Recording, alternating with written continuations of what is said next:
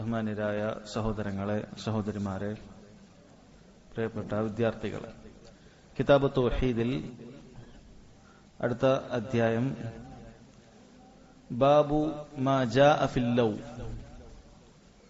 Love എന്ന വിഷയത്തിൽ വന്ന, ലൗ എന്ന വിഷയവുമായി ബന്ധപ്പെട്ട് വന്ന കാര്യങ്ങൾ വിശദീകരിക്കുന്ന അധ്യായം എന്നാണ്. ലൗ എന്നുള്ളത് ഒരു അറബി പദമാണ്, നിങ്ങൾക്കറിയാം. അതൊരു ഹർഫാണ്.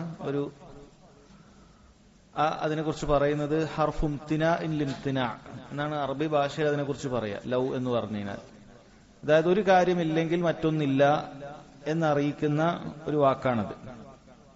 ഒരാള് പറയാണ് തന്റെ മകനോട്, നീ കിതാബ് തൗഹീദ് ഹിഫ്ളാക്കിയാൽ ഞാൻ ഇന്ന സമ്മാനം നിനക്ക് വാങ്ങിത്തരും എന്ന് പറയും. കിതാബ് തൗഹീദ് ഹിഫ്ളാക്കിയില്ല, അതുകൊണ്ട് ഉപ്പ മകനോട് പറഞ്ഞു, ഞാൻ എന്നാൽ ഈ സമ്മാനം നിനക്ക് വാങ്ങിത്തരില്ല. എന്തുകൊണ്ടാണ്? കിതാബ് തൗഹീദ് ഹിഫ്ളാക്കിയിട്ടില്ല. അതായത് ലൗ ഹഫിൽത കിതാബ് തൗഹീദ് ലഅതൈതു കദാ വകദാ, ഇന്നത് കിതാബ് തൗഹീദ് നീ ഹിഫ്ളാക്കിയിട്ടുണ്ടെങ്കിൽ ഞാൻ ഇന്നത് തരും, എന്നാൽ ഇന്നത് തരും എന്നാണ് പറഞ്ഞത്. അപ്പൊ അത് ഇല്ലാത്തത് കൊണ്ട് ഇതില്ല, അത് ഹിഫ്ളില്ലാത്തതുകൊണ്ട് അതിന്റെ സമ്മാനം ഇല്ല. അതാണ് ആ ലൗ എന്ന് പറയുന്ന വാക്കിന് അർത്ഥം. അതാണ് ഹർഫും തിനാഇൻ ലിംതിനാ എന്നാണ് ആ വാക്കിന് അറബിയിൽ തന്നെ പറയുന്ന പേര്. അതായത് ഒന്നിന്റെ അഭാവം മറ്റൊന്നിന്റെ അഭാവത്തെ അറിയിക്കുന്നു എന്നാണ് ആ വാക്ക് കൊണ്ട് ഉദ്ദേശിക്കുന്നത്. നബി സല്ലല്ലാഹു അലൈഹി വസല്ലം അത് ഹദീസിൽ ഉപയോഗിച്ചിട്ടുള്ളതാണ് ലൗ എന്നുള്ള വാക്ക്. അപ്പൊ ലൗ എന്നുള്ള വിഷയത്തില് ഒരൊറ്റ അഭിപ്രായമല്ല ലൗ എന്നുള്ള വാക്ക് ഉപയോഗിക്കാമെന്നോ അല്ലെങ്കിൽ ഉപയോഗിക്കാൻ തീരെ പാടില്ല എന്നോ ഒറ്റ അഭിപ്രായമല്ല. അതുകൊണ്ടാണ് അദ്ദേഹം ബാബു മാ ജാഅ ഫിൽ ലൗ, ലൗഇന്റെ വിഷയത്തിൽ വന്നത് എന്ന് പറഞ്ഞു കൊടുത്തത്. അപ്പൊ അതില് അനുവദനീയമായത് ഏതാണ്, അനുവദനീയമല്ലാത്തത് ഏതാണ് എന്ന് വേർതിരിച്ച് മനസ്സിലാക്കുന്നതിന് വേണ്ടിയിട്ടാണ്. അപ്പൊ അങ്ങനെ എല്ലാ രൂപത്തിലുള്ളതും ലൗ കൊണ്ടുള്ള ഉപയോഗമുണ്ട്.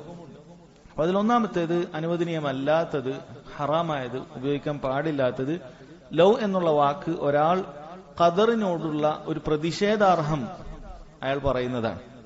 അതായത് അയാൾക്ക് എന്തെങ്കിലുമൊക്കെ സംഭവിച്ചു, അതിനൊരു പ്രതിഷേധം, അങ്ങനെ സംഭവിക്കാൻ പാടില്ലായിരുന്നു എന്ന്, ഇങ്ങനെ ചെയ്യാൻ പാടില്ലായിരുന്നു, അങ്ങനെ ചെയ്തില്ലായിരുന്നെങ്കിൽ ഇങ്ങനെ നടക്കില്ലായിരുന്നു എന്ന് ഖദറിന് അയാൾക്ക് വന്ന വിധിയിൽ അയാൾ തൃപ്തി കാണിക്കാതെ അതിനോടൊരു പ്രതിഷേധാർഹം അയാൾ പറയുന്നതാണ് എങ്കിൽ അത് ഹറാമാണ്. അങ്ങനെ പറയാൻ പാടില്ല.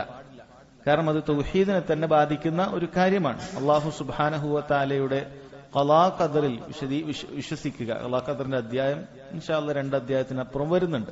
ഈ അധ്യായങ്ങളെല്ലാം തന്നെ ഖദറുമായി ഒരു നിലക്ക് ബന്ധപ്പെട്ട അധ്യായങ്ങളാണ്. ഇനി ഒരു 4 അധ്യായങ്ങൾ അദ്ദേഹം വിശദീകരിക്കുന്നത്. അപ്പൊ അത് വിശദീകരണം ഇൻഷാ അല്ലാഹ് പിന്നീട് വരും. അപ്പൊ തൗഹീദിനുള്ളൊരു കോട്ടം തന്നെയാണത്.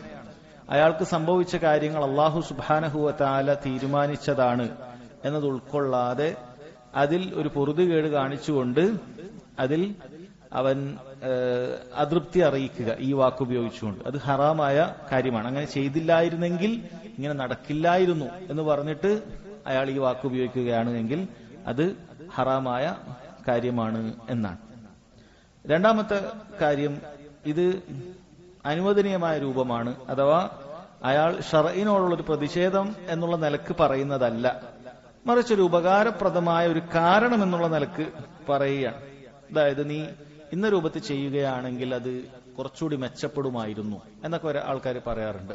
നീ ഈ രൂപത്തിലുള്ള ഒരു വഴി തെരഞ്ഞെടുത്തിട്ടുണ്ടെങ്കിൽ ഇങ്ങനെ നന്നാകുന്ന ഒരു വഴിയാണത്. അതായത് ഒരു ഉപകാരപ്രദമായ ഒരു കാര്യം സജസ്റ്റ് ചെയ്യുക എന്നുള്ളത് മാത്രമേ ഉള്ളൂ. അല്ലാതെ ഖദറിനെ നിഷേധിക്കുന്ന ഒരു രൂപത്തിൽ, അതിനൊരു പ്രതിഷേധം പറയുന്ന രൂപത്തിൽ അങ്ങനെ ഇല്ല. നബി സല്ലല്ലാഹു അലൈഹി വസല്ലം ഇങ്ങനെ ഒരു വാക്ക് ശറഇൽ ഉപയോഗിച്ചത് കാണാൻ സാധിക്കും. ഹജ്ജിന്റെ വേളയിൽ ആയിഷ റളിയല്ലാഹു അൻഹയോട് പറയുന്നുണ്ട്, നബി സല്ലല്ലാഹു അലൈഹി വസല്ലമയുടെ ഹജ്ജ് നിങ്ങൾ ചിലരെങ്കിലും മനസ്സിലാക്കിയതുപോലെ അവിടുന്ന് സ്വഹാബികൾ ചെയ്തതുപോലെ ആയിരുന്നില്ല. അഥവാ സ്വഹാബികൾ പലരും ചെയ്തതുപോലെ ആയിരുന്നില്ല അവിടുന്ന് ഹജ്ജ്. ഹജ്ജ് 2-3 രൂപമുണ്ട്. ഹജ്ജിന് ഖിറാൻ എന്ന് പറയുന്ന ഹജ്ജും ഉംറയും ഒരുമിച്ച് ചെയ്യുന്ന രൂപമുണ്ട്. അല്ലെങ്കിൽ പൊതുവെ നമ്മുടെ നാട്ടിൽ നിന്നും ആളുകൾ ചെയ്യുന്നത് പോലെ ഉംറ ചെയ്ത് തഹല്ലുലായി പിന്നീട് ഹജ്ജിന്റെ ദിവസം ദുൽഹിജ്ജ 8 ഇഹ്റാം കെട്ടിയിട്ടുള്ള ഹജ്ജു തമത്തു ഉണ്ട്. നബി സല്ലല്ലാഹു അലൈഹി വസല്ലം തമത്തു അല്ല ചെയ്തിരുന്നത്.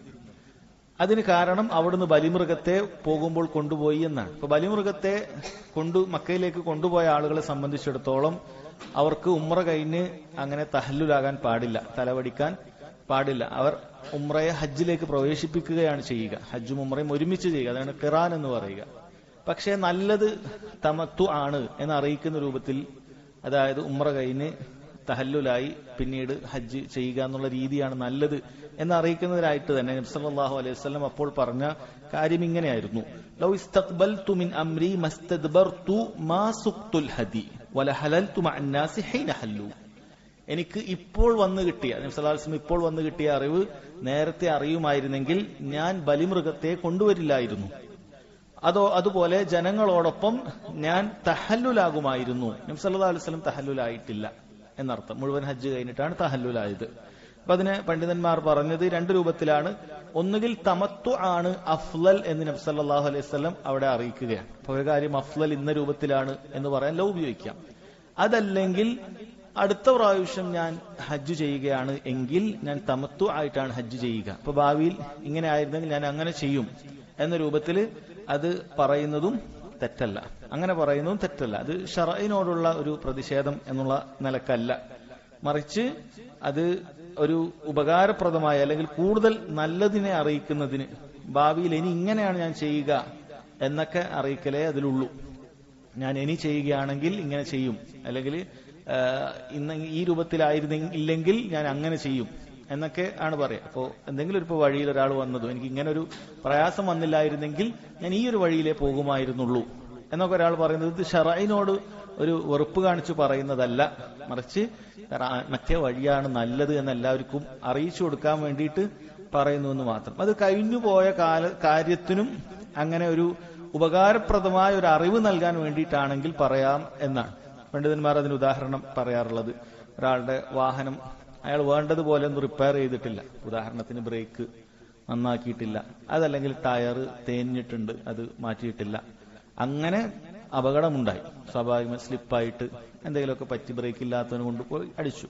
അപ്പോൾ ഒരാൾ പറയുകയാണ് നീ ആ ബ്രേക്കൊക്കെ കൃത്യമായി ശരിയാക്കിയിട്ടുണ്ടെങ്കിൽ അല്ലെങ്കിൽ ആ ടയറൊക്കെ സമയത്ത് മാറ്റിയിട്ടുണ്ടെങ്കിൽ ഇങ്ങനൊരു അപകടം വരികയില്ല എന്നൊരാൾ പറയുകയാണെങ്കിൽ അതും തെറ്റില്ല എന്നാണ്. കാരണം അവിടെയും അയാൾ ഖദറിൽ വന്ന ഒരു പ്രതിഷേധം അറിയിച്ചുകൊണ്ട് പറയുന്ന ഒരു രൂപമല്ല, മറിച്ച് അയാൾ ഭാവിയിൽ അത് നന്നാക്കാൻ വേണ്ടി ഉപകാരപ്രദമായ ഒരു കാര്യം പറയാണ്. അല്ലെങ്കിൽ ഖദറിൽ അയാൾ അത് പൂർണ്ണമായി വിശ്വസിക്കുന്നു, അല്ലാഹു തആല നിശ്ചയിച്ചത് തന്നെയാണ് വരിക, അത് നമ്മൾ എന്ത് കാരണങ്ങൾ സ്വീകരിച്ചാലും അള്ളാഹു നിശ്ചയിച്ചതേ വരികയുള്ളൂ എന്നയാൾ ഉറച്ചു വിശ്വസിക്കുന്നു. പക്ഷെ ഈ ഒരു കാരണം ആൾക്ക് വ്യക്തമായി കൊടുക്കണമല്ലോ. നീ ടയർ കൃത്യമായി മാറ്റിയിരുന്നെങ്കിൽ ഇങ്ങനെ ഒരു സ്ലിപ്പാകുന്ന പ്രശ്നം, അല്ലെങ്കിൽ പെട്ടെന്ന് ടയർ പൊട്ടി ഒരു ലോങ് യാത്രക്ക് ഇങ്ങനെ ചെയ്യാത്തത് മോശമായി, ഇങ്ങനെ ചെയ്തിരുന്നെങ്കിൽ ആ യാത്ര ഇത്ര ബുദ്ധിമുട്ടാകില്ലായിരുന്നു, അല്ലെങ്കിൽ കാര്യങ്ങളൊക്കെ മാറ്റേണ്ടതൊക്കെ മാറ്റി ചെയ്തിരുന്നെങ്കിൽ നിനക്കതൊരു ബുദ്ധിമുട്ടാകില്ലായിരുന്നു എന്ന രൂപത്തിൽ ഒരാൾ പറയുന്നത് എന്തല്ല, അത് തെറ്റല്ല എന്നാണ്. അപ്പൊ ഈ രണ്ട് രൂപത്തിലുമുണ്ട് എന്ന് നമ്മൾ മനസ്സിലാക്കുക. ഇനി ഇതില് മുനാഫിക്കുകൾ പറഞ്ഞ ഒരു വാക്കാണ്, അവർ ലൗ ഉപയോഗിച്ചുകൊണ്ട് ഷറഇനെയും ഖദറിനെയും ഒക്കെ നിഷേധിച്ചുകൊണ്ട് പറഞ്ഞൊരു വാക്കാണ് അദ്ദേഹം ലൗ എന്നുള്ള വാക്ക് പറയാൻ പാടില്ലാത്തതായിട്ടുള്ളത് തെളിവായി പറഞ്ഞിട്ടുള്ളത്. നോക്കാം. ഖാലൽ മുസന്നിഫ് റഹിമഹുല്ലാഹ് വഖൗലില്ലാഹി തആല, അല്ലാഹു തആല പറഞ്ഞു, അതായത് മുനാഫിക്കുകൾ പറഞ്ഞ കാര്യം അല്ലാഹു തആല സൂറത്തു ആലു ഇംറാനിൽ നമുക്ക് അറിയിച്ചു തരികയാണ്. അപ്പോ എന്താണ് ഈ ആയത്തിന്റെ പശ്ചാത്തലം എന്ന് വെച്ച് കഴിഞ്ഞാൽ, നബി സല്ലല്ലാഹു അലൈഹി വസല്ലം ഉഹുദിൽ പോകുന്ന സമയത്ത്, ഉഹുദ് യുദ്ധത്തിന് പോകുന്ന സമയത്ത് സ്വഹാബികളുമായി മുഷാവറ നടത്തി, കൂടിയാലോചിച്ചു എങ്ങനെയാണ് നമ്മൾ ശത്രുക്കളെ നേരിടുക എന്നുള്ളത്. നബി സല്ലല്ലാഹു അലൈഹി വസല്ലമയുടെ ആദ്യത്തെ അഭിപ്രായം നമ്മൾ മദീനയിൽ തന്നെ നിൽക്കുക എന്നുള്ളതായിരുന്നു അഭിപ്രായം. ശത്രുക്കളെ മദീനയിൽ വെച്ച് നേരിടാം. അപ്പോൾ ചില സഹാബികളൊക്കെ പറഞ്ഞു, വേണ്ട, മദീനക്ക് പുറത്ത് പോയിട്ട് നമുക്ക് നേരിടാം എന്ന അഭിപ്രായം പറഞ്ഞു. മദീനയുടെ പുറത്തേക്ക് പോയിട്ട് നേരിടാം എന്ന അഭിപ്രായമൊക്കെ പറഞ്ഞു. അവസാനം ഉഹുദിലേക്ക് പോകുന്ന ഒരു അഭിപ്രായമാണ് ഉണ്ടായിരുന്നത്. മദീനയെ വിട്ട് അവർ താമസിക്കും, മദീനയുടെ പുറത്താണ് ഉഹുദ് എന്നുണ്ടായിരുന്നത്, പുറത്തേക്ക് പോകുക എന്നുള്ള അഭിപ്രായമാണ് ഉണ്ടായിരുന്നത്.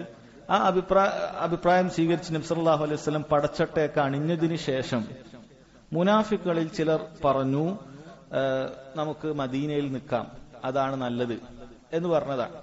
അതായത് അവരെ സംബന്ധിച്ചിടത്തോളം യുദ്ധം എപ്പോഴും അവർക്കൊരു ബുദ്ധിമുട്ടായിരുന്നു. യുദ്ധം എന്തെങ്കിലുമൊക്കെ കാരണം പറഞ്ഞ് യുദ്ധത്തിൽ നിന്ന് പിന്മാറുക എന്നുള്ളത് മുനാഫിക്കുകളുടെ സ്വഭാവമായിരുന്നു. അങ്ങനെ മുനാഫിക്കുകൾ പറഞ്ഞു നമുക്ക് പോണ്ട, പുറത്തേക്ക് പോകേണ്ടതില്ല, മദീനയിൽ തന്നെ നിൽക്കാമെന്ന് പറഞ്ഞു. പക്ഷെ നബി സല്ലല്ലാഹു അലൈഹി വസല്ലം അപ്പോൾ അവരുടെ ദീനിന്റെ ഒരു നിയമം അറിയിച്ചു കൊടുത്തു. ലാ യംബഗി ലിനബിയ്യിൻ ഇദാ ലബിസ ലഅമതഹു അൻ യദഅഹ ഹത്താ യഹ്കുമ അല്ലാഹു ബൈനഹു ബൈന അദാഇ. ഒരു പ്രവാചകന് യുദ്ധത്തിന് വേണ്ടി പടച്ചട്ട കെട്ടിയാൽ പിന്നീട് ഒരു തീരുമാനമാകുന്നത് വരെ, ഒരു യുദ്ധം നടന്ന് ഒരു തീരുമാനമാകുന്നത് വരെ അത് അയച്ചു വെക്കാൻ പാടില്ല എന്ന് നബി സല്ലല്ലാഹു അലൈഹി വസല്ലം അറിയിക്കുകയുണ്ടായി. അങ്ങനെ നബി സല്ലല്ലാഹു അലൈഹി വസല്ലമയും സഹാബത്തും ഉഹദിലേക്ക് പുറപ്പെടുകയുണ്ടായി. ഉഹദിലേക്ക് പുറപ്പെട്ടപ്പോൾ ആയിരക്കണക്കിന് ആളുകൾ നബി സല്ലല്ലാഹു അലൈഹി വസല്ലമയുടെ കൂടെ ഉണ്ടായിരുന്നു. പക്ഷെ മുനാഫിക്കുകളുടെ നേതാവായ അബ്ദുല്ലാഹി ഇബ്നു ഉബൈ അവൻ എന്തു ചെയ്തു? 300ഓളം പേരെയും കൊണ്ട് തിരിച്ചു വന്നു. 300ഓളം പേര് മദീനയിലേക്ക് തിരിച്ചു വരികയാണ് ഉണ്ടായിരുന്നത്. അങ്ങനെയാണ് ഉഹദ് ആദ്യം നിലക്കുണ്ടായിരുന്നത്. ഇനി ബാക്കിയുള്ള ചില മുനാഫിക്കുകളും ഉഹദിൽ നബി സല്ലല്ലാഹു അലൈഹി വസല്ലമയുടെയും സഹാബത്തിന്റെയും കൂടെ പങ്കെടുത്തിരുന്നു. അവർക്ക് ഒരു ലജ്ജ കാരണത്താൽ ഇനി എങ്ങനെയാണ് മടങ്ങിപ്പോകുക എന്ന കാരണത്താൽ അവരവിടെ തന്നെ നിലകൊള്ളുകയാണ് ഉണ്ടായിരുന്നത്. പിന്നീട് ഉഹദിൽ സംഭവിച്ച കാര്യങ്ങൾ നിങ്ങൾക്കറിയാം. ആ കാര്യങ്ങളൊക്കെ സംഭവിച്ചതിന് ശേഷം ഈ മുനാഫിക്കുകൾ മദീനയിലേക്ക് പോയി യുദ്ധം ചെയ്യാതെ പോയ അബ്ദുല്ലാഹി ഇബ്നു ഉബൈനെ പോലെയുള്ള മുനാഫിക്കുകൾ പറഞ്ഞ വാക്കാണ് യഖൂലൂന ലൗ കാന ലനാ മിനൽ അംരി ഷൈഉൻ മാ ഖുതിൽനാ ഹാഹുന. കാര്യത്തിൽ നമുക്ക് വല്ല തീരുമാനമുണ്ടായിരുന്നെങ്കിൽ അവിടെ വെച്ചിവർ കൊല്ലപ്പെടുമായിരുന്നില്ല. അതായത് ഞങ്ങളെ ഒന്നും പറയാൻ അനുവദിച്ചിട്ടില്ല, നബി സല്ലല്ലാഹു അലൈഹി വസല്ലം അങ്ങോട്ട് തീരുമാനിക്കുകയാണ് ചെയ്തത് എന്ന് മുനാഫിക്കുകൾ നബി സല്ലല്ലാഹു അലൈഹി വസല്ലമയോട് വളരെ മര്യാദകേടായി പറയുകയും ചെയ്തു. അതുപോലെ അവർ ധരിച്ചു അവിടെ ഉഹുദിലായതുകൊണ്ടാണ് മരണപ്പെട്ടത്, മദീനയിലായിരുന്നെങ്കിൽ മരണപ്പെടുകയില്ല എന്ന് പറഞ്ഞ് ഖദറിൽ സംഭവിച്ചൊരു കാര്യത്തെക്കുറിച്ച് അവർ ആക്ഷേപിച്ച് അവർ പറയുകയും ചെയ്തു. ഞങ്ങൾ മദീനയിൽ തന്നെ നിന്നിരുന്നെങ്കിൽ അത് മരിക്കുമായിരുന്നില്ല, അവിടെ പോയി ഉഹുദിൽ പോയി നിന്നതുകൊണ്ടാണ് മരിച്ചത് എന്ന രൂപത്തിൽ ഖദറിനോടും അവർ പ്രതിഷേധം രൂപത്തിലാണ് സംസാരിച്ചത്. അപ്പൊ ഖദറിനോടുള്ള പ്രതിഷേധമാണ്. നബി സല്ലല്ലാഹു അലൈഹി വസല്ലമയോടുള്ള മര്യാദകേട് കാണിച്ചു. കാരണം യുദ്ധത്തിന് പോയി പിന്തിരിഞ്ഞോടുക എന്ന് പറയുന്നത് വൻപാപത്തിൽപ്പെട്ട കാര്യമാണ്. അങ്ങനെ ചെയ്യാൻ പാടില്ല. അതും ഈ മുനാഫിക്കുകൾ 300ഓളം വരുന്ന ആളുകൾ അവർ ചെയ്യുകയുണ്ടായി. നമ്മൾ പറയുന്നത് സ്വഹാബികളിൽ ചിലർ പിന്തിരിഞ്ഞോടിയ കാര്യമല്ല, അത് വേറെ സംഭവമാണ്, യുദ്ധം തുടങ്ങിയതിനു ശേഷമാണ്. ഇതല്ലാതെ തന്നെ മുനാഫിക്കുകൾ ഈ രൂപത്തിൽ പിരിഞ്ഞു വന്നിരുന്നു. അതാണ് മുസ്ലിമീങ്ങൾക്ക് വലിയ ഉപദ്രവം ഉണ്ടാക്കിയിരുന്നത് മുനാഫിക്കുകളുടെ ഒപ്പം. കാരണം മുനാഫിക്കുകൾ ആരാണ് എന്നുള്ളത് കൃത്യമായി മനസ്സിലാക്കാൻ സാധിക്കുകയില്ല. അവർ ബാഹ്യമായ സഹാബികളെ പോലെയാണ് പെരുമാറുക, പക്ഷേ അവരുടെ ഉള്ളിൽ ഇസ്ലാം വിശ്വസിച്ചിരുന്നില്ല. മുനാഫിക്കുകളാണ്. മുസ്ലിമീങ്ങൾക്ക് മേൽക്കോയ്മ ഉള്ളതുകൊണ്ട് അവർ മുസ്ലിമീങ്ങളുടെ കൂടെ കൂടിയിട്ടുള്ള ആളുകളായിരുന്നു എന്നാണ്.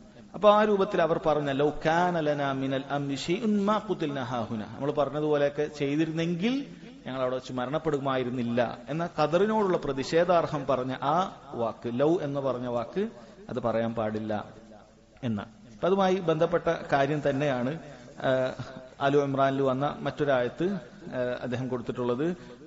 വഖൗലിഹി തആല അല്ലദീന ഖാലു ലിഇഖ്വാനിഹിം വഖഅദു ലൗ അതാഊന മാ ഖുതിലു അൽ-ആയ. സൂറത്തു ആലി ഇമ്രാനിലെ 128ാമത്തെ ആയത്താണ്. അതായത് ഈ മദീനയിൽ വന്ന ആളുകൾ അവർ അവരുടെ സഹോദരങ്ങളോട് പറയുകയാണ് ലൗ അതാഊന മാ ഖുതിലു, ഞങ്ങളെ അവർ അനുസരിച്ചിരുന്നെങ്കിൽ അവരവിടെ വെച്ച് മരണപ്പെടുമായിരുന്നില്ല, കൊല്ലപ്പെടുമായിരുന്നില്ല എന്നാണ് പറഞ്ഞിട്ടുള്ളത്. ലദീന ഖാലു ലിഇഖ്വാനിഹിം, ഇവിടെ ഇഖ്വാനിഹിം എന്ന് പറയുന്ന മുനാഫിക്കുകളാണ് പറഞ്ഞത്.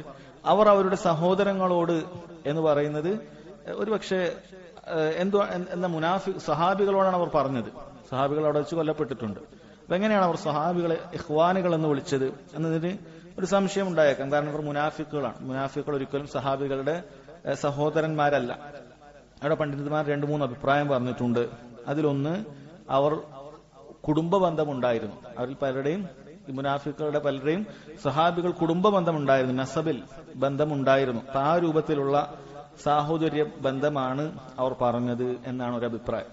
രണ്ടാമത്തെ അഭിപ്രായം, ലാഹിറിൽ അവരെല്ലാവരും സഹോദരന്മാരെ പോലെ തന്നെയാണ്. കാരണം സഹാബി ഏതാണ് മുനാഫിഖ് ഏതാണ് എന്ന് എല്ലാവർക്കും തിരിച്ചറിയാൻ പറ്റില്ലായിരുന്നു. അതുകൊണ്ട് ലാഹിറായിട്ട് അവർ മുസ്ലിമീങ്ങളായിട്ട് തന്നെയാണ് പരിഗണിച്ചിരുന്നത്. നബി സല്ലല്ലാഹു അലൈഹി വസല്ലം പോലും അങ്ങനെയാണ് പരിഗണിച്ചത്. അവിടുന്ന് വഹി ഇറങ്ങുന്നതിന് മുമ്പ് കൃത്യമായിട്ട് അങ്ങനെ തന്നെയാണ് പരിഗണിച്ചത്. ഇവരുടെ അബ്ദുല്ലാഹി ഇബ്നു ഉബൈന്റെ ജനാസ പോലും നബി സല്ലല്ലാഹു അലൈഹി വസല്ലം നിസ്കരിച്ചിട്ടുണ്ട്. പിന്നെയാണ് അല്ലാഹു സുബ്ഹാനഹു വ തആല മുനാഫിക്കുകൾക്ക് മേൽ നിസ്കരിക്കാൻ പാടില്ല എന്ന് പറഞ്ഞ് ആയത്തിറക്കിയത്. അപ്പൊ അത് കൊണ്ട് ഉദ്ദേശിക്കുന്നത് അവർ ബാഹ്യമായി അവരെല്ലാവരും സഹോദരങ്ങളാണ് എന്ന നിലക്കാണ് അവർ പറഞ്ഞത് എന്നാണ്. വേറെ ചില പണ്ഡിതന്മാർ പറഞ്ഞത് മുനാഫിക്കളുടെ 300 പേരാണ് മടങ്ങിയത്. ബാക്കിയുള്ള മുനാഫിക്കൾ നമ്മൾ പറഞ്ഞു ലജ്ജ കൊണ്ട് ഉഹുദിൽ ഉണ്ടായിരുന്നു. അപ്പൊ ആ സഹോദരങ്ങളോടാണ് ഈ മുനാഫിക്കൾ അവരുടെ സഹോദരൻ, മുനാഫിക്കളുടെ സഹോദരങ്ങളാണ്. അപ്പൊ അങ്ങനെയാണ് അത് പറഞ്ഞിട്ടുള്ളത് എന്നാണ്. അപ്പൊ എന്താണ് പറഞ്ഞത്? ലൗ അതാഊന മാ ഖുതിലു, അതാണ് അവർ പറഞ്ഞ പ്രശ്നം. ലൗ അതാഊന, അവർ ഞങ്ങളെ അനുസരിച്ചിരുന്നെങ്കിൽ മാ ഖുതിലു, അവർ കൊല്ലപ്പെടുമായിരുന്നില്ല എന്നുള്ളതാണ്. അപ്പൊ ഇതും നേരത്തെ പറഞ്ഞതുപോലെ പല പ്രശ്നങ്ങൾ അടങ്ങിയിട്ടുള്ള കാര്യമാണ്. ഒന്നാമത്തത് നബി സല്ലല്ലാഹു അലൈഹി വസല്ലമയോട് എതിരായി എന്നുള്ളതാണ്. അപ്പൊ അള്ളാഹുവിന്റെ റസൂൽ യുദ്ധത്തിന് വേണ്ടി പുറപ്പെട്ടു കഴിഞ്ഞാൽ റസൂലുള്ളാഹി സ്വല്ലല്ലാഹു അലൈഹി വസല്ലമക്ക് ഉത്തരം നൽകുക എന്നുള്ളത് ബാധ്യതയായ കാര്യമാണ്. റസൂലുള്ളാഹി ഒരു യുദ്ധത്തിന് വേണ്ടി വിളിച്ചു കഴിഞ്ഞാൽ, ഒരു വലിയൊരു അംർ ഭരണീയരോട് യുദ്ധത്തിന് വേണ്ടി വിളിച്ചു കഴിഞ്ഞാൽ അതിൽ നിന്ന് പിന്തി നിൽക്കുക എന്നുള്ളത് ഉദുറുള്ള ആളുകൾക്കല്ലാതെ പാടില്ല, പോകേണ്ടതാണ്. അവർ പിന്തിരിഞ്ഞു, അത് വലിയ തെറ്റാണ്, നബി സല്ലല്ലാഹു അലൈഹി വസല്ലമയോടുള്ള മര്യാദകേടാണ്. രണ്ടാമത്തത് ഖദറിനോടുള്ള അവരുടെ പ്രതിഷേധവും അതിലുണ്ട്. കാരണം അതുകൊണ്ടാണ് അവർ പറഞ്ഞത് ഞങ്ങൾ പുറപ്പെട്ടില്ലായിരുന്നെങ്കിൽ അവർ മരിക്കുമായിരുന്നില്ല എന്ന് പറഞ്ഞത്. അതാണ് അതിന് അല്ലാഹു സുബ്ഹാനഹു വ തആല മറുപടിയായി പറഞ്ഞത് ഖുൽ ലൗ കുൻതും ഫീ ബുയൂതികും, നിങ്ങൾ നിങ്ങളുടെ വീടിലായിരുന്നെങ്കിലും ലബറസല്ലദീന കുതിബ അലൈഹിമുൽ ഖത്ലു ഇലാ മളാജിഇഹിം, നിങ്ങൾ എവിടെയാണോ അല്ലാഹു സുബ്ഹാനഹു വ തആല നിങ്ങളുടെ മരണം നിശ്ചയിച്ചത് അവിടേക്ക് നിങ്ങൾ നടന്നു വരും. നിങ്ങളുടെ കിടപ്പറയിൽ നിന്നും അവിടേക്ക് നിങ്ങൾ വരിക തന്നെ ചെയ്യും. അത് നിങ്ങൾ എത്ര മരണത്തിൽ നിന്നും ഓടി ഒളിക്കാൻ ശ്രമിച്ചാലും അത് നിങ്ങൾക്ക് ഓടി ഒളിക്കാൻ സാധിക്കുകയില്ല. അല്ലാഹു സുബ്ഹാനഹു വ തആല മരണത്തിന് ഒരു സമയവും സ്ഥലവും നിശ്ചയിച്ചിട്ടുണ്ട്. ആ സമയത്തു നിന്ന് ഒരു നിമിഷം അങ്ങോട്ടോ ഇങ്ങോട്ടോ മാറുകയില്ല. അതുപോലെ ആ സ്ഥലത്ത് നിന്നും ഒരു ചാൺ അങ്ങോട്ടോ ഇങ്ങോട്ടോ മാറുകയില്ല. ഓരോരുത്തർക്കും അത് നിശ്ചയിച്ചിട്ടുണ്ട്. അതുകൊണ്ട് അവർ പോയില്ലായിരുന്നെങ്കിൽ മരിക്കില്ലായിരുന്നു എന്ന് പറയാൻ പാടില്ല. അത് പോയില്ലായിരുന്നെങ്കിൽ മരിക്കില്ലായിരുന്നു എന്ന രൂപത്തിൽ പറയാൻ പാടില്ല. അല്ലാഹു സുബ്ഹാനഹു വ തആല അത് നിശ്ചയിച്ചിട്ടുണ്ട് എങ്കിൽ അത് അവിടെ തന്നെ സംഭവിക്കും. നമ്മുടെ ജീവിതത്തിലും അങ്ങനെ തന്നെയാണ്. ഒരാള് 2 വഴിയുണ്ട്, ഒരു സ്ഥലത്ത് നിന്ന് മറ്റൊരു സ്ഥലത്തേക്ക് പോകാൻ വേണ്ടി. ഒരാൾ സാധാരണ പോകുന്ന വഴിയിൽ നിന്ന് മാറി വേറൊരു വഴിയാണ് പോയിട്ടുള്ളത്. അങ്ങനെ പലപ്പോഴും ചിലപ്പോൾ അനുഭവം ഉണ്ടാവും. ആ വഴിയിലേക്ക് പോയപ്പോൾ ഒരു അപകടം ഉണ്ടായി, അയാൾ മരിച്ചു. അപ്പോൾ ആ ഖദറിനോട് ഒരു പ്രതിഷേധമായിക്കൊണ്ട് അയാൾ ആ വഴി എടുത്തില്ലെങ്കിൽ മരിക്കൂലായിരുന്നു, അയാൾ ആ വഴി എടുത്തുപോയി, കഷ്ടകാലത്തിന് അങ്ങനെ ഒരു വഴി എടുത്തുപോയി, അതുകൊണ്ടാണ് അയാൾ മരിച്ചത് എന്നൊരിക്കലും പറയാൻ പാടില്ല. കാരണം നമ്മൾ ഒരിക്കലും പോകാത്തൊരു സ്ഥലത്ത് പോലും നമ്മുടെ മരണം അല്ലാഹു സുബ്ഹാനഹു വ തആല അവിടെ എഴുതിയിട്ടുണ്ട് എങ്കിൽ നമ്മൾ അവിടെ എത്തിയിരിക്കും. ചിലപ്പോൾ നമ്മൾ ജീവിതത്തിൽ അങ്ങനെ ഒരു വഴിയിൽ പോകും എന്ന് നമ്മൾ പ്രതീക്ഷിക്കുകയില്ല. ഇപ്പൊ എത്രയോ സംഭവങ്ങൾ അങ്ങനെയാണ്. ചില ആൾക്ക് 10-60 വയസ്സ് അല്ലെങ്കിൽ 80 വയസ്സൊക്കെ ഉണ്ടാവും. ചിലപ്പോൾ അയാൾ 80 വയസ്സിന്റെ ആ മരിക്കുന്ന ദിവസം വരെയും സ്വന്തം നാട്ടിൽ നിന്ന് അയാൾ പുറത്തു പോയിട്ടുണ്ടാവില്ല. അതുവരെയും അയാൾ നാട്ടിൽ മാത്രം ജീവിച്ച മനുഷ്യനായിരിക്കും. മരിക്കുന്നതിന് വേണ്ടി അല്ലാഹു സുബ്ഹാനഹു വ തആല ഈ ആയത്തിൽ പറഞ്ഞതുപോലെ തന്നെ അവിടേക്ക് അയാൾ യാത്ര ചെയ്തു പോകും. ചിലപ്പോൾ അയാൾക്ക് ഒരു യാത്ര ചെയ്യാൻ പോലും വയ്യാത്ത മനുഷ്യനായിരിക്കും. പക്ഷെ ഒരു കാരണമുണ്ടായിട്ട് അയാൾ അവിടേക്ക് തന്നെ എത്തും. കാരണം അള്ളാഹു അത് എഴുതി കഴിഞ്ഞു. ഇന്ന ഭൂമിയിലാണ് ഇന്നയാൾ മരിക്കേണ്ടത്, അത് ഇന്ന സമയത്തും കൂടിയാണ് എന്ന് അള്ളാഹു എഴുതി കഴിഞ്ഞാൽ ഒരാൾക്കും അതിൽ നിന്നും രക്ഷപ്പെടാൻ സാധിക്കുകയില്ല. സമയത്തൊന്നും രക്ഷപ്പെടാൻ സാധിക്കില്ല, ആ സ്ഥലത്തൊന്നും രക്ഷപ്പെടാൻ സാധിക്കുകയില്ല. അതിൽ തന്നെ അയാൾ എത്തും. അതുകൊണ്ട് ഖദറിനോടുള്ള ഒരു പ്രതിഷേധം കാണിക്കുക എന്നുള്ളത് പാടില്ലാത്ത കാര്യമാണ്. മുനാഫിക്കുകളെ 2 രൂപത്തിൽ, ശറഈനോടും നബി സല്ലല്ലാഹു അലൈഹി വസല്ലമയോടും ഖദറിനോടും ഒക്കെ പ്രതിഷേധം അറിയിച്ചു. അതാണ് ഈ ആയത്തിൽ പറഞ്ഞത്. ആ രൂപത്തിൽ പറയാൻ പാടില്ല എന്നുള്ളതാണ് അദ്ദേഹം ഈ ആയത്ത് ഇവിടെ കൊടുക്കാനുള്ള കാര്യം. ഖദറിനോട് പ്രതിഷേധം അർഹിച്ചുകൊണ്ട് ലൗ എന്നുള്ള വാക്ക് പറയാൻ പാടില്ല. ശേഷം അദ്ദേഹം അവസാനമായും കൊടുത്തിട്ടുള്ള ഒരു ഹദീസ്, സഹോദരങ്ങളെ, ജീവിതത്തിൽ നമുക്കൊക്കെ വളരെയധികം ഉപകാരപ്പെടുന്ന, അത്രയും ആശയ സമ്പുഷ്ടിയുള്ള, അത്രയും അർത്ഥവത്തായ ഒരു ഹദീസാണ്. ഈ ഹദീസ് നമ്മൾ ഓരോരുത്തരും ജീവിതത്തിൽ പകർത്തിയാൽ നമുക്ക് വലിയ ഖൈറുണ്ടാകുന്ന ഹദീസാണ്. പണ്ഡിതന്മാർ ധാരാളമായി വിശദീകരിച്ച ഒരു ഹദീസാണ്. ഇമാം മുസ്ലിം അദ്ദേഹത്തിന്റെ സ്വഹീഹിൽ ഉദ്ധരിച്ച ഈ ഹദീസ് അബൂ ഹുറൈറ റളിയല്ലാഹു അൻഹു ആണ് ഉദ്ധരിക്കുന്നത്. അദ്ദേഹം പറയുന്നു, അന്ന റസൂലുള്ളാഹി സ്വല്ലല്ലാഹു അലൈഹി വസല്ലം ഖാൽ ഇഹ്രിസ് അലാ മാ യൻഫഉക വസ്തഇൻ ബില്ലാഹി വലാ തഅജസ്. ഈ ഹദീസിന്റെ പകുതി ഭാഗം അതാണ്. ഇഹ്രിസ് അലാ മാ യൻഫഉക വസ്തഇൻ ബില്ലാഹി വലാ തഅജസ്. ഇഹ്രിസ് അലാ മാ യൻഫഉക, നിനക്ക് ഉപകാരമുള്ള കാര്യത്തിന് നീ അതീവ താൽപര്യം കാണിക്കുക. ഹറസ അല്ലെങ്കിൽ ഹരിസ എന്നാണ് ആ വാക്ക്. അതിന് കൽപ്പിക്കുകയാണ് നബി സല്ലല്ലാഹു അലൈഹി വസല്ലം. അതീവ താല്പര്യം കാണിക്കണം. അലാ മാ യൻഫഉക, നിനക്ക് ഉപകാരമുള്ള കാര്യത്തിന്. നമുക്ക് ദുനിയാവിന്റെ കാര്യത്തിലാകട്ടെ, ദീനിന്റെ കാര്യത്തിലാകട്ടെ, നമുക്ക് ഈ ഖായിദ ഉപയോഗിക്കാവുന്നതാണ്. നമുക്ക് ദുനിയാവിൽ നമ്മൾ എന്തെങ്കിലും നല്ലൊരു നേട്ടം ആഗ്രഹിക്കുന്ന ഒരാളാണെങ്കിൽ, ഉന്നതമായ ഒരു ലക്ഷ്യം ആഗ്രഹിക്കുന്ന ഒരാളാണെങ്കിൽ, നമുക്ക് ഏറ്റവും ഉന്നതമായ ലക്ഷ്യം സ്വർഗമാണ്. സ്വർഗം ഒരാൾക്ക് ലഭിക്കണമെങ്കിലും ഈ ഒരു ഖായിദയാണ് അയാൾ പിൻപറ്റേണ്ടത്. ഇഹ്രിസ് അലാ മാ യൻഫഉ. അതിന് അതീവ താല്പര്യം നമുക്ക് ഉണ്ടായിരിക്കേണ്ടതുണ്ട്. അപ്പൊ അതീവ താല്പര്യം ഉണ്ടായിരിക്കുന്ന ആൾ ഒരിക്കലും മടിപിടിച്ചിരിക്കുകയില്ല. മടിപിടിച്ച് അയാൾ അലസമായി അയാൾ ഇരിക്കുകയില്ല. അയാൾ അതിനു വേണ്ടിയിട്ടുള്ള എല്ലാ കാരണങ്ങളും അന്വേഷിക്കുകയും അത് നടപ്പിൽ വരുത്തുകയും ചെയ്യും. ഒരു കച്ചവടം ചെയ്യുന്ന ആളാണെങ്കിലും ഈ ഖായിദ അയാൾക്ക് ഉപയോഗിക്കാം. ദീനിന്റെ കാര്യത്തിലുമെല്ലാം, ഒരു എന്ത് കാര്യത്തിലും അയാൾ അങ്ങേയറ്റം പരിശ്രമിച്ചുകൊണ്ട് ചെയ്യുന്നതിനാണ് ഇഹ്രിസ് എന്ന് പറഞ്ഞിട്ടുള്ളത്. രണ്ടാമത്തെ കാര്യം അലാ മാ യൻഫഉക്, നിനക്ക് ഉപകരിക്കുന്ന കാര്യമാണ് എന്നുള്ളത് നന്നായി ഉറപ്പുവരണം. കാരണം ഉപകരിക്കാത്ത കാര്യത്തിലും ആളുകൾ എന്ത് ചെയ്യാറുണ്ട്? പരിശ്രമിക്കാറ്. ഇപ്പൊ ദുനിയാവിന് വേണ്ടി പരിശ്രമിക്കുന്ന സമയത്ത് പല കാര്യത്തിലും ആളുകൾ പരിശ്രമിക്കാറുണ്ട്. ചില ആളുടെ പരിശ്രമം ഏറ്റവും വലിയൊരു കളിക്കാരനാകാനായിരിക്കും, ഫുട്ബോൾ കളിക്കാരനാകാൻ. അതിനുവേണ്ടി അവന്റെ എല്ലാ കാര്യങ്ങളും മാറ്റിവെക്കും. അങ്ങനെ അവൻ ഏറ്റവും വലിയ ഫുട്ബോൾ കളിക്കാരനാവും. പക്ഷെ അത് അലാ മാ യൻഫഉക് അല്ല, നിനക്കൊരു ഉപകാരം ഉണ്ടാകുന്ന കാര്യമേ അല്ല. അല്ലെങ്കിൽ അതുപോലെ എന്തെങ്കിലുമൊക്കെ കാര്യങ്ങൾ പഠിക്കാൻ, പാട്ട് പഠിക്കാൻ ഹറാമായ കാര്യമാണ്. അല്ലെങ്കിൽ ആ രൂപത്തിലൊക്കെ പരിശ്രമിക്കുന്ന ആൾക്കും അത് ലഭിക്കും. പക്ഷെ നബി സല്ലല്ലാഹു അലൈഹി വസല്ലം നമ്മളോട് പറയുന്നത് അലാ മാ യൻഫഉക്, നിനക്ക് ഉപകാരമുള്ള കാര്യത്തിൽ നീ അങ്ങനെ പങ്കെടുത്താൽ നിനക്ക് രണ്ട് കാര്യം. അതായത് നീ നന്നായി പരിശ്രമിക്കണം, അത് ഉപകാരമുള്ള കാര്യം ആയിരിക്കുകയും വേണം. കാരണം കുറെ ആളുകൾക്ക് ഉപകാരമുള്ള കാര്യങ്ങൾ അറിയാം, പക്ഷെ നന്നായി പരിശ്രമിക്കുകയില്ല, അതുകൊണ്ട് അത് കിട്ടുകയില്ല.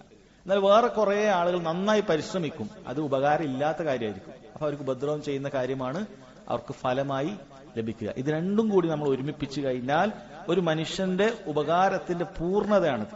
അയാൾക്ക് ലഭിക്കുന്ന കാര്യം ഉപകാരമുള്ള ഒരു കാര്യത്തിന്റെ പൂർണ്ണതയാണ് ഈ രണ്ട് കാര്യം ഒരുമിപ്പിക്കുക എന്നുള്ളത്. അങ്ങേയറ്റം പരിശ്രമിക്കുക, അത് അയാൾ ഉപകാരമുള്ള കാര്യത്തിലാണ് എന്നുള്ളത് ഉറപ്പുവരുത്തുക. ഇതാണ് നബി സല്ലല്ലാഹു അലൈഹി വസല്ലം ഒന്നാമതായി പറഞ്ഞത്.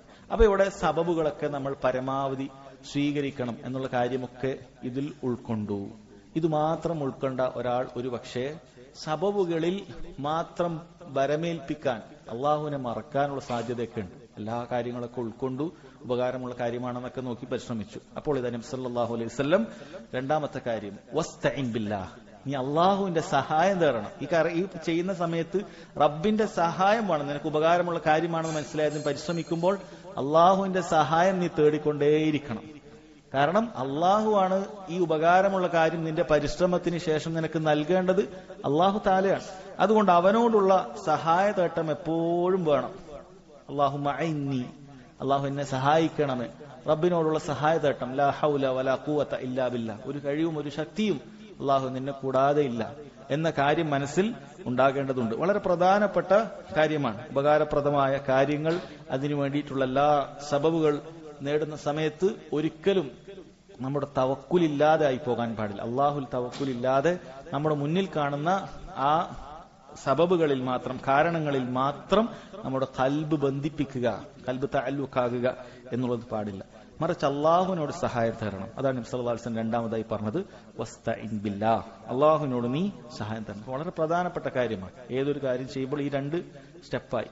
മൂന്നാമത്തെ കാര്യം വലാ തഅജസ്, നീ അജ്സ് കാണിക്കാൻ പാടില്ല. അജ്സ് എന്ന് പറഞ്ഞാൽ അശക്തി.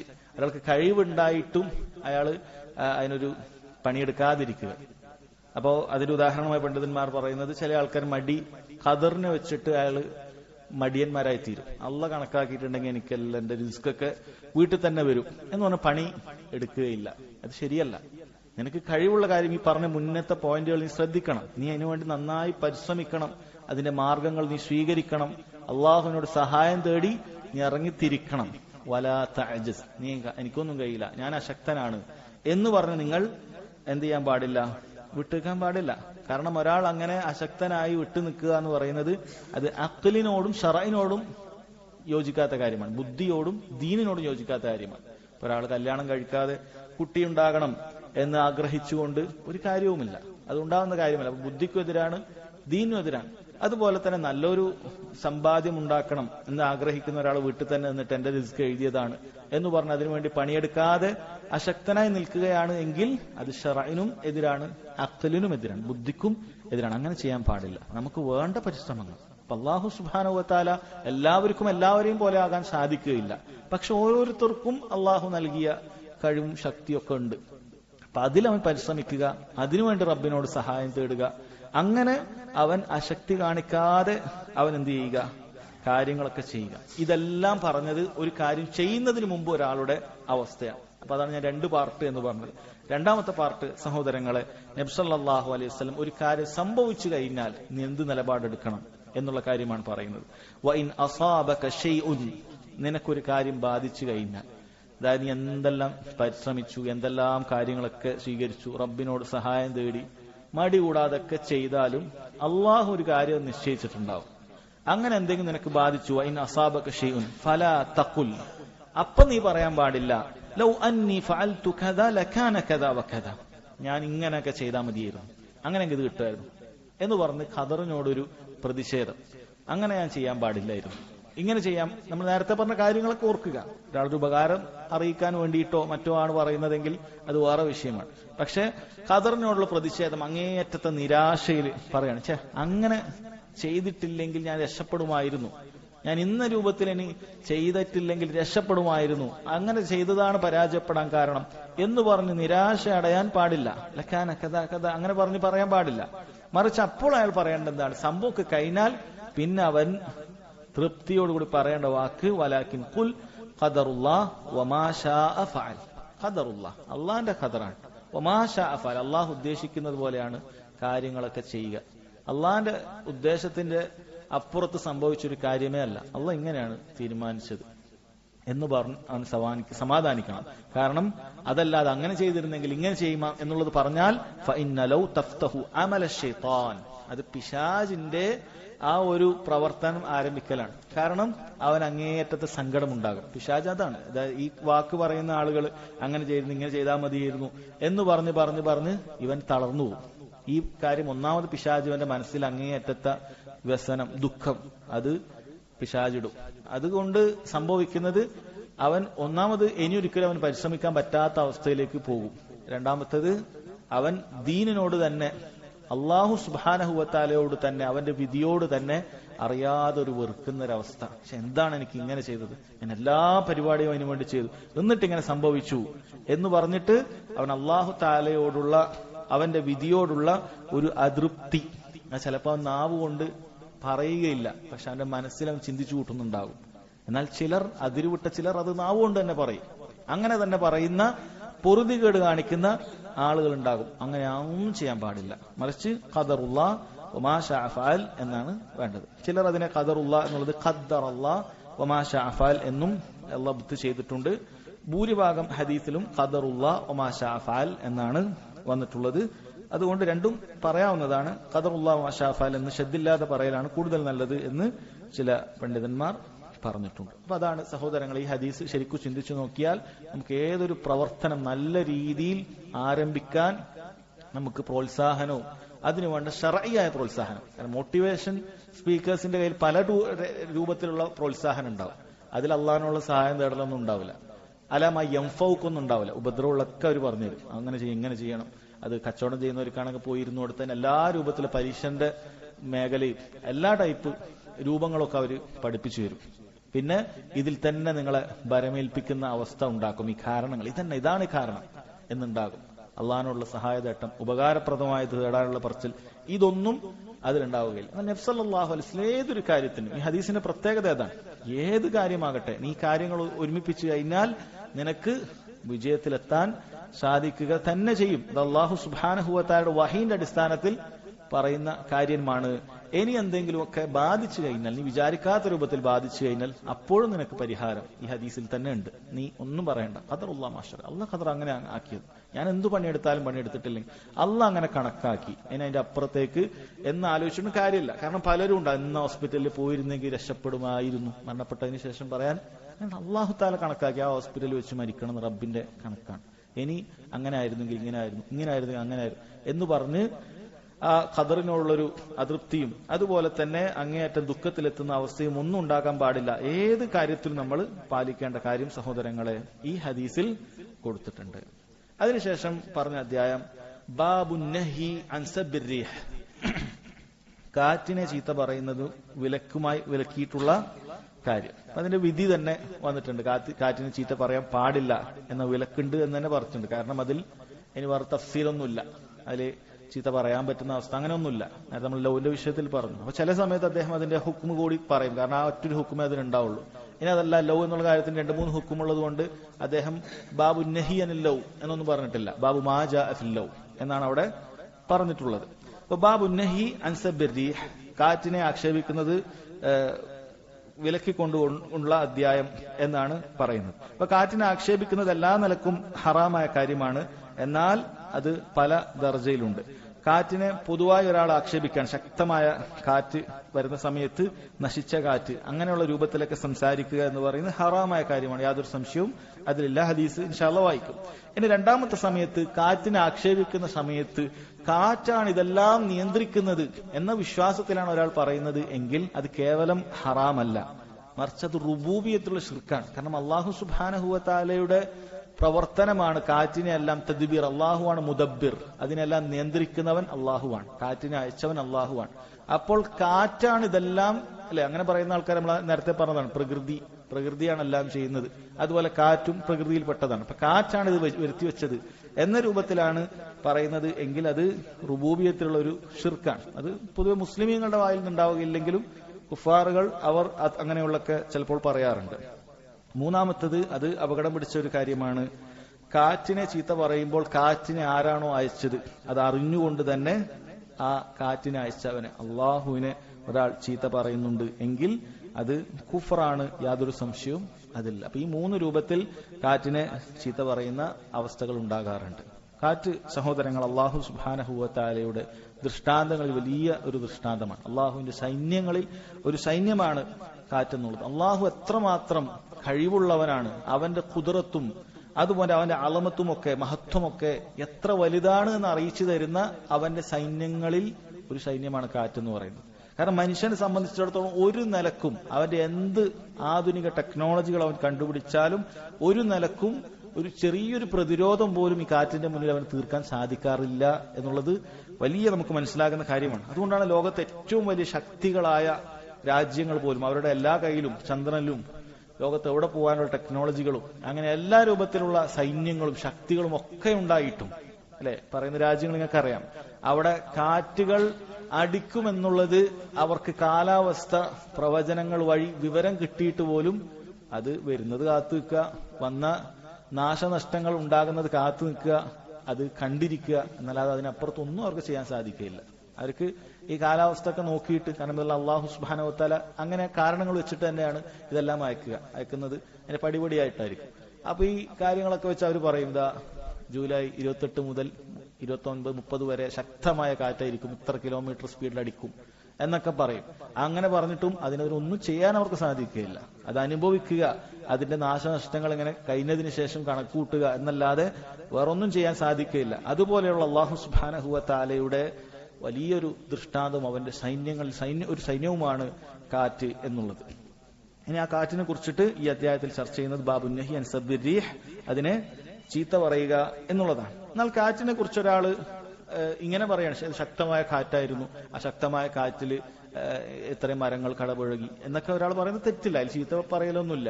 ശക്തമായ കാറ്റിൽ ഇങ്ങനെ സംഭവിച്ചു, വീടൊക്കെ പൊളിഞ്ഞുപോയി എന്ന് പറയുന്നത് അതിന് ചീത്ത പറയലല്ല, സാധാരണ അതിനൊരു കാര്യം അറിയിക്കലാണ്. എന്നാൽ കാറ്റിനെ ശപിച്ചുകൊണ്ട് കാറ്റിനെ എന്തെങ്കിലും രൂപത്തിലൊക്കെ സംസാരിക്കുക, അതിനെ മോശം പറയുക എന്നുള്ളത് അത് ഒക്കെ ഈ പറഞ്ഞ ഹറാമായ കാറ്റിനെ ചീത്ത പറയുക എന്നുള്ളതിൽ വരും. അപ്പൊ അതിന് തെളിവായി അദ്ദേഹം ഹദീസ് കൊടുത്തിട്ടുണ്ട്. ഇമാം തിർമിദി കൊടുത്തു, അദ്ദേഹം സഹീഹാണെന്ന് പറഞ്ഞു. അതുപോലെ ഷെയ്ഖ് നാസറുദ്ദീൻ അൽബാനി റഹിമഹുല്ലാഹ് സഹീഹ് ആണെന്ന് വിധി നൽകിയ ഹദീസാണ്. ഉബയ് ഇബ്നു കഅബ് റളിയല്ലാഹു അൻഹു അദ്ദേഹം പറയുകയാണ്, അന്ന റസൂലുള്ളാഹി സ്വല്ലല്ലാഹു അലൈഹി വസല്ലം ഖാൽ ലാ തസുബ്ബുർ റീഹ്, നിങ്ങൾ കാറ്റിനെ ചീത്ത പറയാൻ പാടില്ല. ഫഇദാ റഅയ്തും മാ തക്റഹൂൻ, കാരണം ചീത്ത പറയാൻ കാരണം ചില കാര്യങ്ങളുണ്ട്.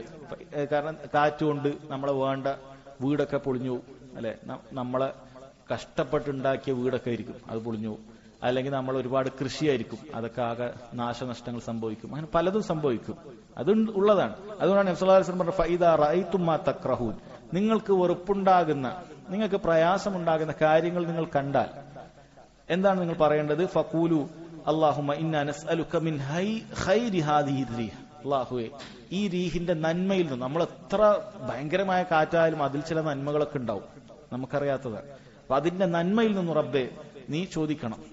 വ ഖൈരി മാ ഫീഹ, അതിലെന്തൊക്കെയാണോ നന്മകൾ കൊണ്ടുവരുന്നത് അതിൽ നിന്നും ചോദിക്കണം. വ ഖൈരി മാ ഉമിറതു ബിഹി, അതെന്തൊക്കെ നന്മകൾ കൊണ്ടാണോ കൽപ്പിക്കപ്പെട്ടത്, കാരണം അള്ളാഹു കൽപ്പിച്ചത് കൊണ്ടാണ് ഇത് വരുന്നത്, അതിന്റെ നന്മയിൽ നിന്നും ചോദിക്കുന്നു. അപ്പൊ ആ കാറ്റുകൊണ്ട് ഒന്നാകെ ഒരു രക്ഷതേട്ടം മാത്രമല്ല, കാരണം അത്ര ശക്തമായ കാറ്റുണ്ടായാലും അതിലൊക്കെ ഒരുപാട് ഖൈറുണ്ടാകും. മനുഷ്യലോകത്തിന് നമ്മുടെ ജീവിതത്തിനൊക്കെ ഒരുപാട് ഖൈർ ആ കാറ്റ് കൊണ്ടുവരുന്നുണ്ടാകും, നമുക്കറിയില്ല. ആ എന്തൊക്കെ ഖൈറുണ്ടോ അതെല്ലാം റബ്ബിനോട് ചോദിച്ചു.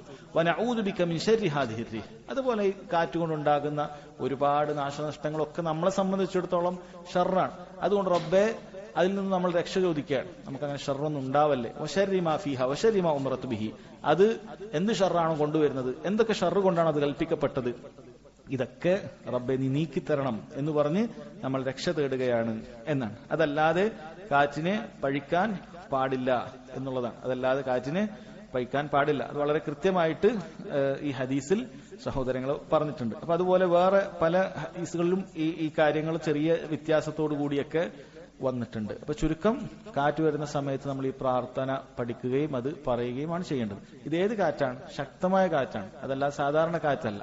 അത് പ്രത്യേകം മനസ്സിലാക്കാൻ. എന്നും കാറ്റുണ്ട്, അപ്പൊ എല്ലാ കാറ്റടിക്കുമ്പോഴും പറയേണ്ട ഒരു ദുആയല്ല, മറിച്ച് ശക്തമായ ഒരു പ്രയാസം സൃഷ്ടിക്കുന്ന കാറ്റ് വരുമ്പോഴാണ് ഇത് പ്രാർത്ഥിക്കേണ്ടത്. നബി സല്ലല്ലാഹു അലൈഹി വസല്ലം അങ്ങനെയുള്ള സമയത്തെ ഇത് പ്രാർത്ഥിച്ചിട്ടുള്ളൂ. അതല്ലെങ്കിൽ എപ്പോഴും കാറ്റുണ്ട്, അപ്പൊ ആ സമയത്തൊന്നും ഇത് പ്രാർത്ഥിച്ചിട്ടില്ല.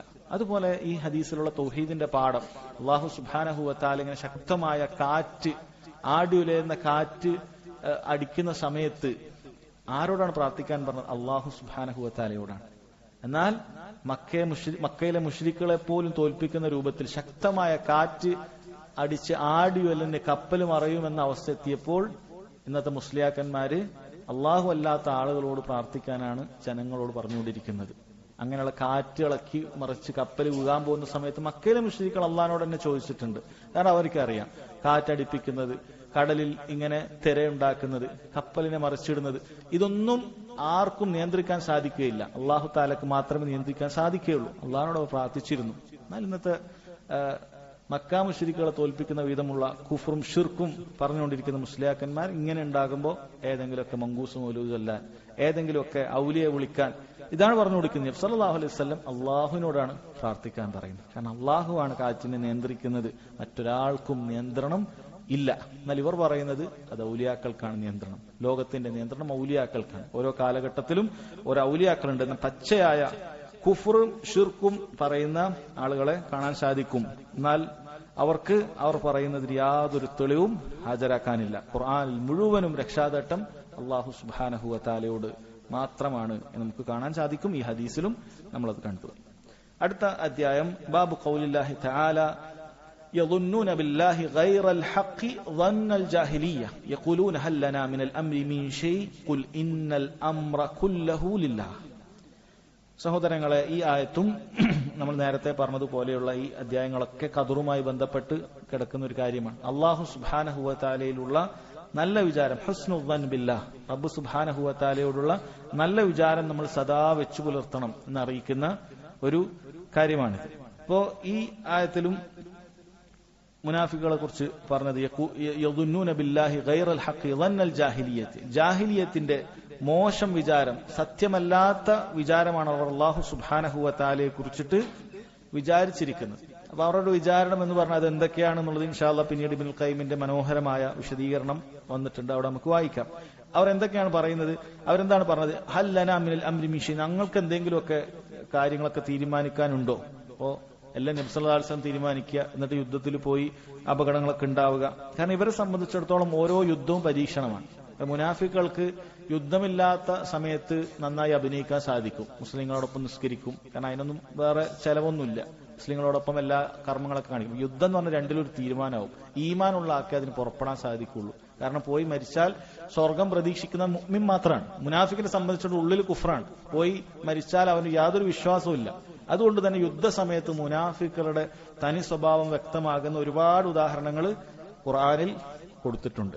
അപ്പൊ അവർ അതിൽ അങ്ങനെ പറഞ്ഞൊരു കാര്യമാണ്, നമുക്കൊരു തീരുമാനമൊന്നുമില്ല, നമ്മൾ ഇവരെപ്പോഴും പോകണ്ടെന്നായിരിക്കും എന്തെങ്കിലുമൊക്കെ ന്യായങ്ങൾ. അപ്പൊ തബൂക്ക് യുദ്ധത്തിന്റെ സമയത്തും അങ്ങനെയാണ്, ഭയങ്കര ചൂട് കൂടുതലാണ്, ഈ സമയത്തൊന്നും അങ്ങനെ പോകേണ്ടതില്ല, അങ്ങനെ പല ന്യായങ്ങൾ പറഞ്ഞിട്ട് ഇവർ പിന്തിരിയുന്നതായിരിക്കും.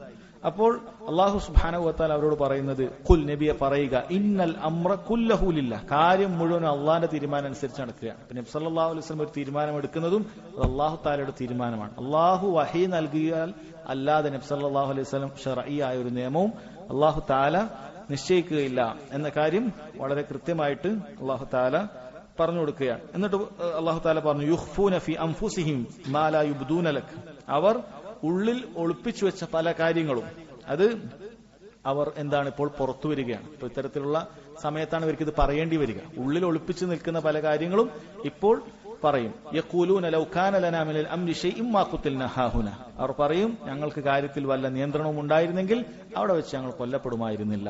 ഖുൽ ലൗ കുൻതും ഫീ ബുയൂതികും ലബറസൽ ലദീന കുതിബ അലൈഹിമുൽ ഖത്ലു ഇലാ മളാജിഇഹിം, പറയുക നബിയെ, അവർ ഇന്ന സ്ഥലത്താണ് മരണപ്പെടേണ്ടതെന്ന് നിശ്ചയിക്കപ്പെട്ടാൽ അവർ അതിലേക്ക് അവരുടെ കിടപ്പറയിൽ നിന്നും എഴുന്നേറ്റ് വരിക തന്നെ ചെയ്യും.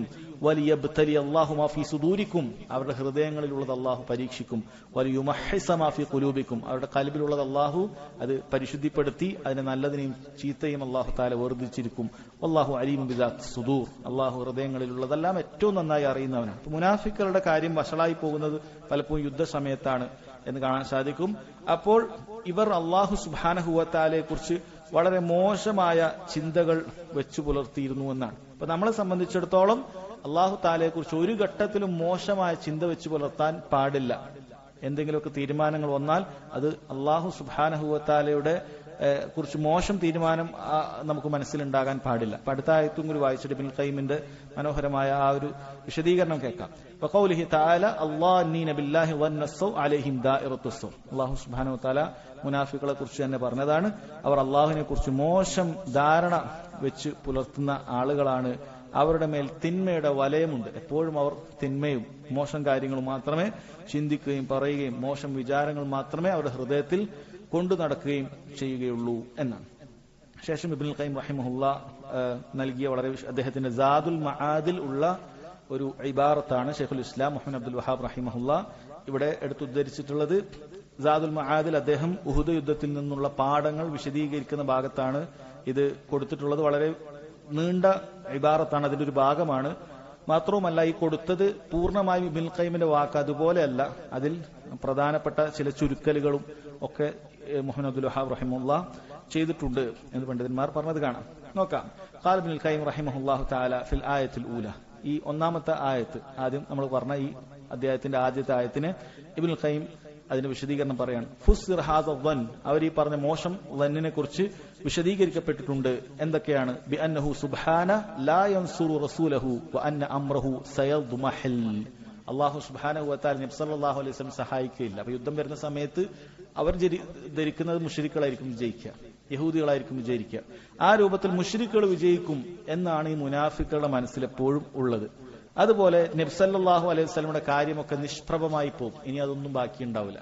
ഇങ്ങനെ ഒരു ഇസ്ലാം എങ്ങനെ വികസിക്കുക, ഇസ്ലാമിനൊരു ഭാവി, അതൊന്നും മുനാഫികൾ കണ്ടിരുന്നില്ല എന്നാണ്. ഇസ്ലാം ഇതോടെ കഴിഞ്ഞു, യുദ്ധത്തോടുകൂടി ഇസ്ലാമൊക്കെ പരാജയപ്പെട്ടു, മുസ്ലിങ്ങൾക്ക് ഇനിയൊരു നിലനിൽപ്പൊന്നും ഇല്ല എന്ന മോശം വിചാരമാണ് അത് എന്ന് വിശദീകരിക്കപ്പെട്ടിട്ടുണ്ട്.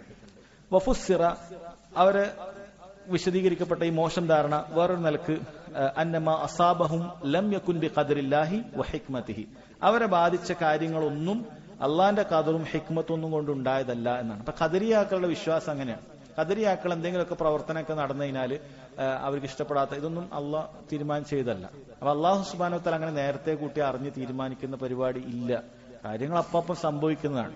അപ്പൊ അള്ളാഹു സുബ്ഹാനഹു വ തആല അങ്ങനെ തീരുമാനിച്ചല്ല, കാരണം അവർക്കത് ഉൾക്കൊള്ളാൻ പറ്റുന്നില്ല, അവർ യുക്തിയാണ്.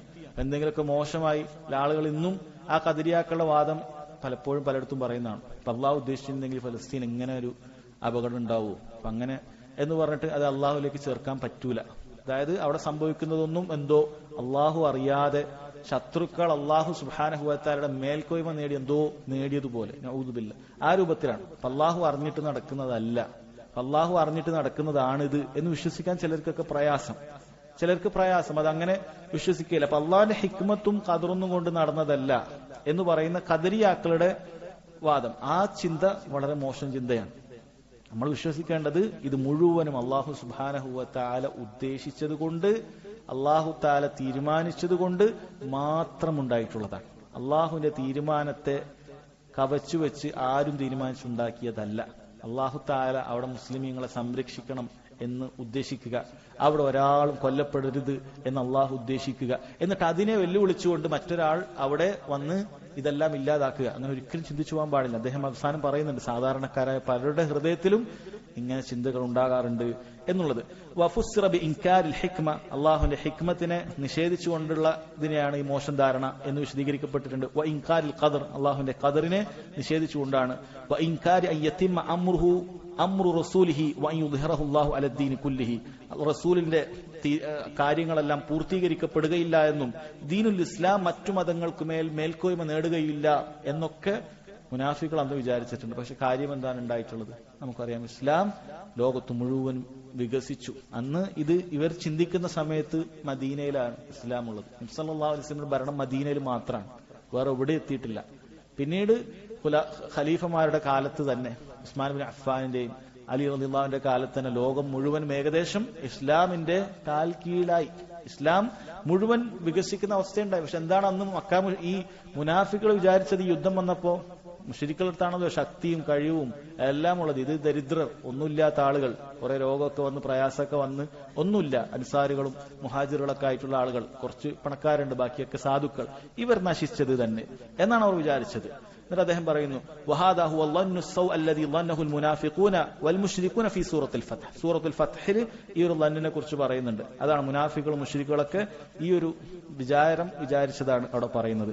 വഇന്നമാ കാന ഹാദ ളന്ന സൗഇ ലിഅന്നഹു ളന്നു ഗൈറു മാ യലീഖു ബിഹി സുബ്ഹാന വമാ യലീഖു ബിഹിക്മതിഹി വഹംദിഹി വവഅദിഹി സ്സാദിഖ്. കാരണം ഇങ്ങനെയുള്ള മോശം ധാരണ വെക്കുന്നതിന്റെ അപകടം എന്താണ്? കാരണം അതൊരിക്കലും അല്ലാഹു സുബ്ഹാനഹു വ തആലക്ക് യോജിക്കുകയില്ല. അല്ലാഹു തആല ഈ ദീനുൽ ഇസ്ലാം റബ്ബിന്റെ മതമാണ്. അപ്പൊ ആ ദീൻ അനുസരിച്ച് ജീവിക്കുന്ന ആളുകൾ പരാജയപ്പെട്ടു പോകുക, അവർക്കൊരു മേൽക്കോയ്മ ഇല്ലാതിരിക്കുക, അവർ ഒരിക്കലും വിജയിക്കാതിരിക്കുക എന്നുള്ളത് ഒരാൾ ധരിക്കുക എന്ന് പറയുന്നത് അത് അല്ലാഹു സുബ്ഹാനഹു വ തആലയുടെ മഹത്വത്തിന് നിരക്കാത്ത കാര്യമാണ്. നമ്മൾ മനസ്സിലാക്കേണ്ടത്, നമുക്ക് എവിടെയെങ്കിലും ഒക്കെ പരാജയം അനുഭവിക്കേണ്ടി വന്നിട്ടുണ്ടെങ്കിൽ നമ്മൾ മനസ്സിലാക്കേണ്ടത് നമ്മുടെ കുറവുകൊണ്ട് സംഭവിക്കുകയാണ്. കാരണം അല്ലാഹു സുബ്ഹാനഹു വ തആല ഏറ്റെടുത്ത ദീനാണിത്. ഇതിലെവിടെയെങ്കിലുമൊക്കെ പരാജയം ഉണ്ടെങ്കിൽ നമ്മൾ തിരിഞ്ഞു നോക്കേണ്ടത് നമ്മളടുത്ത് കുറവുണ്ട് എന്നാണ്. അതാണ് നമ്മൾ മനസ്സിലാക്കേണ്ടത്. നമ്മുടെ കുറവുകൾ കാരണത്താലാണ് നമുക്ക് വേണ്ടത്ര വിജയം ലഭിക്കാതെ പോയത്. ഇത് ചരിത്രം കൊണ്ട് നമുക്കറിയുന്ന കാര്യമാണ്.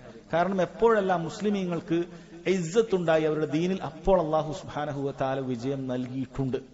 അത് പൂർണ്ണമായ ദീനിലേക്ക് അവർ മടങ്ങാത്ത സമയത്ത് പോലും മുസ്ലിമീങ്ങൾക്ക് വിജയം അള്ളാഹു നൽകിയിട്ടുണ്ട്. അവർ ദീനിൽ നിന്നും പറ്റേ താണു പോകുമ്പോഴാണ് അള്ളാഹു താല ശത്രുക്കൾക്ക് പലപ്പോഴും മുസ്ലിമീങ്ങളുടെ മേൽക്കോയ്മ നൽകിയിട്ടുള്ളത് എന്നാണ്. ഇത് നമ്മൾ പറയുമ്പോൾ ഒരു പ്രത്യേക നാട്ടിലെ ആളുകളൊക്കെ മോശമാണ് എന്നൊന്നും നമ്മൾ വിചാരിച്ചു പോകരുത്. അള്ളാഹു താലക്ക് അതല്ലാത്ത പല ഹിക്മത്തുകളും ഉണ്ട്. അപ്പോൾ അത് നമ്മൾ കൃത്യമായി മനസ്സിലാക്കുക. കാരണം ഇങ്ങനെയുള്ള ധാരണ അള്ളാഹു സുബ്ഹാനഹു വ തആലക്ക് യോജിക്കുകയില്ല, അവന്റെ ഹിക്മത്തുകൾക്ക് യോജിക്കുകയില്ല. വഹംദിഹി, അതുപോലെ അള്ളാഹുവിന്റെ പ്രവർത്തനങ്ങൾ മുഴുവനും സ്തുതിക്കപ്പെടേണ്ട പ്രവർത്തനങ്ങൾ മാത്രമാണ്. നമ്മൾ പ്രത്യേകം മനസ്സിലാക്കേണ്ട കാര്യമാണ്. അതുകൊണ്ടാണ് ചില ഹദീസുകളിലൊക്കെ മരണം കേട്ട സമയത്ത് അൽഹംദുലില്ലാഹ് എന്ന് ആദ്യം പറഞ്ഞിട്ട് പറയുന്നവന് അള്ളാഹു താല വലിയ പ്രതിഫലം നൽകി. സ്വന്തം കുട്ടി മരിക്കുന്ന സമയത്ത് ഒരാൾക്ക് അൽഹംദുലില്ലാഹ് എന്ന് പറയാൻ സാധിക്കുന്നത് വലിയ പ്രതിഫലാർഹമായ കാര്യം. കാരണം അള്ളാഹു താലയുടെ പ്രവർത്തനങ്ങളിൽ ഒന്നും തന്നെ ഹംദ് ഇല്ലാത്ത പ്രവർത്തനമില്ല. അള്ളാഹുവിന്റെ എല്ലാ പ്രവർത്തനവും സ്തുതിക്കപ്പെടേണ്ട പ്രവർത്തനമാണ്. അൽഹംദുലില്ലാഹ് എന്ന് പറയുമ്പോൾ അള്ളാഹുവിന്റെ എല്ലാ പ്രവർത്തനങ്ങളെയും നമ്മൾ സ്തുതിക്കുകയാണ്. എല്ലാത്തിനും അൽഹംദുലില്ലാഹ് അലാ കുല്ലി ഹാൽ എന്നാണ് നമുക്ക് പ്രയാസമുണ്ടാകുമ്പോൾ പോലും പഠിപ്പിക്കപ്പെട്ടത്. കാരണം അള്ളാഹുവിന് സ്തുതിക്കപ്പെടാത്ത ഒരു പ്രവർത്തനവും റബ്ബിന്റേതില്ല. കാരണം അവന്റെ എല്ലാ പ്രവർത്തനങ്ങളും ഹിക്മത്ത് നിറഞ്ഞതാണ്. നമുക്കറിയാനിട്ടാണ്. നമുക്കറിയില്ല ഇതെന്തുകൊണ്ട് ഇങ്ങനെ സംഭവിച്ചു, എന്തുകൊണ്ട് മരണം സംഭവിച്ചു, എന്തുകൊണ്ട് അപകടം സംഭവിച്ചു. അതിന്റെ പിന്നിൽ ഒരുപാട് ഹിക്മത്തുകൾ ഉണ്ട്. വവഅദിഹി സ്സാദിഖ്, അതുപോലെ അള്ളാഹുവിന്റെ സത്യസന്ധമായ അള്ളാഹുവിന്റെ വാഗ്ദാനം, അതിനും യോജിക്കാത്ത കാര്യമാണ് ഈ മോശം ചിന്ത, മേലെ പറഞ്ഞ മോശം ചിന്തയൊക്കെ വെച്ചു പുലർത്തുക എന്നുള്ളത്. വീണ്ടും അദ്ദേഹം പറയുന്നു, ഫമൻ ളന്ന അന്നഹു യുദീലുൽ ബാത്തില അലൽ ഹഖ് ഇദാലതൻ മുസ്തഖിറതൻ യദ്മഹില്ലു മഅഹൽ ഹഖ്. ആരെങ്കിലും വിചാരിക്കുകയാണ് അള്ളാഹു തആല പൂർണ്ണമായി ഈ ഹക്കിനെ ബാത്തിൽ കൊണ്ട് തുടർച്ച് നീക്കുകയുമെന്നും അങ്ങനെ ഹക്ക് നിഷ്പ്രഭമായി പോകും, ഇല്ലാതായി പോകും എന്നൊക്കെ ആരെങ്കിലും വിചാരിക്കുന്നു. ഔ അൻകറ അൻ യകൂന മാ ജറ ബിഖലാഇഹി വഖദരിഹി, അല്ലെങ്കിൽ ഈ നടന്ന കാര്യം അല്ലാഹുവിന്റെ ഖലാ ഖദർ പ്രകാരം നടന്നതല്ല എന്ന് ആരെങ്കിലും നിഷേധിക്കുന്നു. ഔ അൻകറ അൻ യകൂന ഖദ്ദറഹു ലിഹിക്മത്തിൻ ബാലിഗത്തിൻ യസ്തഹിഖു അലൈഹാ അൽഹംദ്, അല്ലെങ്കിൽ അല്ലാഹുവിനെ സ്തുതിക്കപ്പെടേണ്ട അതിനവകാശമുള്ള കാര്യം അല്ല ഇതൊന്നും നടന്നിട്ടുള്ളത് എന്ന കാര്യം ആരെങ്കിലും നിഷേധിക്കുമെങ്കിൽ ബൽ സഅമ അന്ന ദാലിക ലിമശീഅത്തിൻ മുജറദ, ഇത് കേവലം ഉദ്ദേശപ്രകാരം അങ്ങനെ നടക്കുകയാണ്, അല്ലാണ്ട് അല്ലാഹു തീരുമാനിച്ച് നടക്കുകയെന്നില്ല എന്നാണെങ്കിൽ ഫദാലിക വന്നുൽ ലദീന കഫറു, അതാണ് കാഫിറുകൾ ആ വെച്ചു പുലർത്തിയ മോശം ധാരണ. ഫവൈലുൽ ലില്ലദീന കഫറു മിനന്നാർ, ഈ മോശം ധാരണ വെച്ചു പുലർത്തിയ കാഫിറുകൾക്ക് നരകമാണുള്ളത് എന്നാണ് പറഞ്ഞിട്ടുള്ളത്. സഹോദരങ്ങളെ, ഇനി പറയാൻ പോകുന്ന കാര്യം വളരെ ഗൗരവത്തോടുകൂടി ശ്രദ്ധിക്കേണ്ട ഒരു ഭാഗമാണ്. ഇബ്നുൽ ഖയ്യിം റഹിമഹുല്ലാഹ് തുടരുന്നു, വഅക്തറുൻ നാസി യظنون بالله ظن السوء فيما يختص بهم وفيما يفعله بغيرهم, ജനങ്ങളിൽ അധിക ആളുകളും അവർക്ക് പ്രത്യേകമായിട്ടുള്ള കാര്യമാകട്ടെ അല്ലെങ്കിൽ മറ്റുള്ള ആളുകൾക്ക് സംഭവിക്കുന്ന കാര്യമാകട്ടെ അവർ അല്ലാഹു സുബ്ഹാനഹു വ തആലയെ കുറിച്ച് മോശം ചിന്തകൾ ചിലപ്പോൾ അവർക്ക് ഉണ്ടാകാറുണ്ട്. ഒരാൾക്ക് എന്തെങ്കിലുമൊക്കെ, അത് പലപ്പോഴും ആളുകൾ ചിന്തിക്കാതെ പറയുന്ന കാര്യമാണ്. ഒരാൾക്ക് ഒരു അപകടത്തിന് പുറമെ ഒരു അപകടം, ഒരു ബുദ്ധിമുട്ട് മുൻപ് ബുദ്ധിമുട്ട്, അപ്പൊ നമ്മൾ വളരെ നിരാശ, മിസ്കീൻ, എന്താ ചെയ്യുക അയാളുടെ അവസ്ഥ, പാവപ്പെട്ട മനുഷ്യനെയും അയാൾക്ക് ഈ ഗതി വന്നല്ലോ എന്നൊക്കെ പലപ്പോഴും പലരുടെയും വായിൽ നിന്നൊക്കെ എന്തെയും വരും. അങ്ങനെ ഒരു ദരിദ്രനായിരുന്നല്ലോ, അയാൾക്ക് ഇങ്ങനെ വന്നല്ലോ, അല്ല അയാൾക്ക് ഓൾറെഡി ഒരുപാട് പ്രശ്നങ്ങളുള്ള മനുഷ്യനാണ്, അപ്പൊ അയാൾക്ക് ഇങ്ങനെ കൂടി വന്നല്ലോ എന്ന് പറഞ്ഞിട്ട് നമ്മൾ പറയുമ്പോൾ ശരിക്കും നമ്മൾ എന്താണ് പറയുന്നത്? അല്ലാഹു സുബ്ഹാനഹു വ തആല അയാൾക്ക് ഇങ്ങനെ നൽകിയത് മോശമായി പോയി, അങ്ങനെ ചെയ്യേണ്ടില്ലേനും, അല്ലെ? കാരണം അയാൾ സ്വന്തമായി വരുത്തിയൊരു കാര്യമല്ലല്ലോ, അയാൾക്ക് സംഭവിച്ച കാര്യമാണ്. അപ്പൊ ഈ പറയുന്നവൻ പറയാതെ എന്താണ് പറയുന്നത്? പക്ഷെ അയാൾക്ക് ഇങ്ങനെ പിന്നെയും പിന്നെയും പരീക്ഷണം കൊടുത്തത് മോശമായി പോയി. അപ്പൊ നമുക്കാണ് അറിയുക അയാൾക്ക് അങ്ങനെ കൊടുക്കാൻ പാടില്ല, പക്ഷെ അങ്ങനെ ചെയ്തത് ശരിയല്ല, ആ കാര്യം ശരിയായിട്ടില്ല. അയാൾക്ക് നല്ല ആഫിയത്തും നല്ല സമ്പത്തും നല്ല കഴിവൊക്കെ കൊടുക്കണമായിരുന്നു. ഇങ്ങനെ അയാൾക്ക് തന്നെ പരീക്ഷണം വന്നാൽ തന്നെ വീണ്ടും പരീക്ഷണം വരിക. അപ്പൊ അങ്ങനെ സമയത്ത് ചിലപ്പോ ആളുകൾ എന്ത് പറയും, ഓ പാവം മനുഷ്യൻ അങ്ങനെ ആയിപ്പോയി എന്നൊക്കെ പറഞ്ഞ് നമ്മൾ പറയുമ്പോൾ നമ്മുടെ മനസ്സിന്റെ ഉള്ളിൽ എവിടെയോ അല്ലാഹു സുബ്ഹാനഹു വ തആല അയാൾക്ക് നിശ്ചയിച്ച അവിടെ സംഭവിപ്പിച്ച ആ കാര്യത്തിനുമേൽ തൃപ്തിയില്ലാത്തതുപോലെ, എന്തോ അല്ലാഹു തആലയോട് ഒരു മോശം ധാരണ ഉള്ളതുപോലെ. അതുകൊണ്ടാണ് അദ്ദേഹം പറയുന്നത് ജനങ്ങളിൽ അധിക ആളുകൾക്കും എങ്ങനെയുണ്ട്, അതിപ്പോ സ്വന്തം കാര്യത്തിലാകട്ടെ മറ്റുള്ളവരുടെ കാര്യത്തിലാകട്ടെ. സ്വന്തം കാര്യത്തിലാണ് എങ്കിൽ ചിലപ്പോൾ ചിന്തിക്കുക,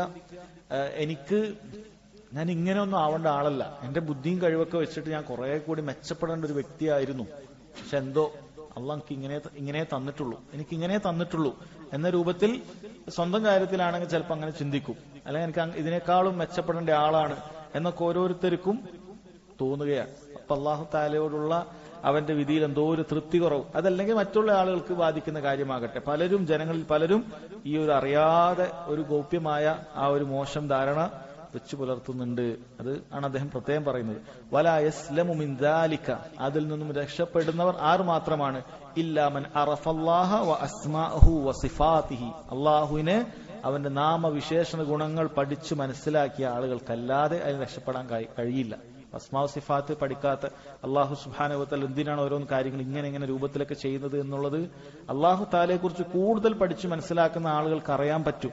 അല്ലാഹുവിന്റെ ഹിക്മത്തിനെ കുറിച്ച്, അല്ലാഹുവിന്റെ ഇൽമിനെ കുറിച്ച്, അല്ലാഹുവിന്റെ ഖുദ്റത്തിനെ കുറിച്ച്, അതുപോലെയുള്ള അല്ലാഹു സുബ്ഹാനഹു വ തആല കഴിഞ്ഞുപോയ സമുദായത്തിനും അമ്പിയാക്കൾക്കും ഒക്കെ പല കാര്യങ്ങൾ നൽകി, അതിന് പിന്നീടുണ്ടായ കാര്യങ്ങൾ, ഇങ്ങനെ റബ്ബിനെ കുറിച്ച് ശരിക്കും മനസ്സിലാക്കുന്ന ഒരാൾക്കല്ലാതെ അതിൽ നിന്നും രക്ഷപ്പെടാൻ സാധിക്കുകയില്ല. വമൂജിബ ഹിക്മത്തിഹി വഹംദിഹി വവഅദിഹി സാദിഖ്, അല്ലാഹുവിന്റെ ഹിക്മത്തും അവന്റെ സ്തുതിക്കും അവന്റെ സത്യസന്ധമായ വാഗ്ദാനങ്ങളുമൊക്കെ അതിനൊക്കെ ശരിക്കും മനസ്സിലാക്കുന്ന ആളുകൾക്കല്ലാതെ എന്ത് ചെയ്യാൻ സാധിക്കുകയില്ല, ഇതിൽ നിന്ന് രക്ഷപ്പെടാൻ സാധിക്കുകയില്ല. അപ്പൊ അത്രയും നല്ല അള്ളാഹിനെ കുറിച്ചുള്ള ബോധ്യം, അള്ളാഹു സുബ്ഹാനഹു വ തആല പ്രവർത്തനങ്ങളെ കുറിച്ചുള്ള അറിവ് ഉള്ള ആളുകളാണ് യഥാർത്ഥത്തിൽ ഇതിൽ നിന്ന് രക്ഷപ്പെടുക എന്നുള്ളതാണ്.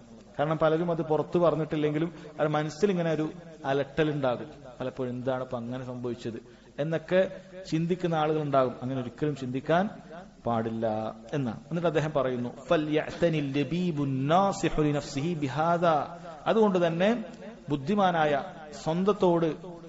സ്വന്തത്തോട് നസീഹത്തുള്ള ഗുണകാംക്ഷയുള്ള മനുഷ്യൻ ഈ വിഷയത്തിൽ ശ്രദ്ധിക്കട്ടെ.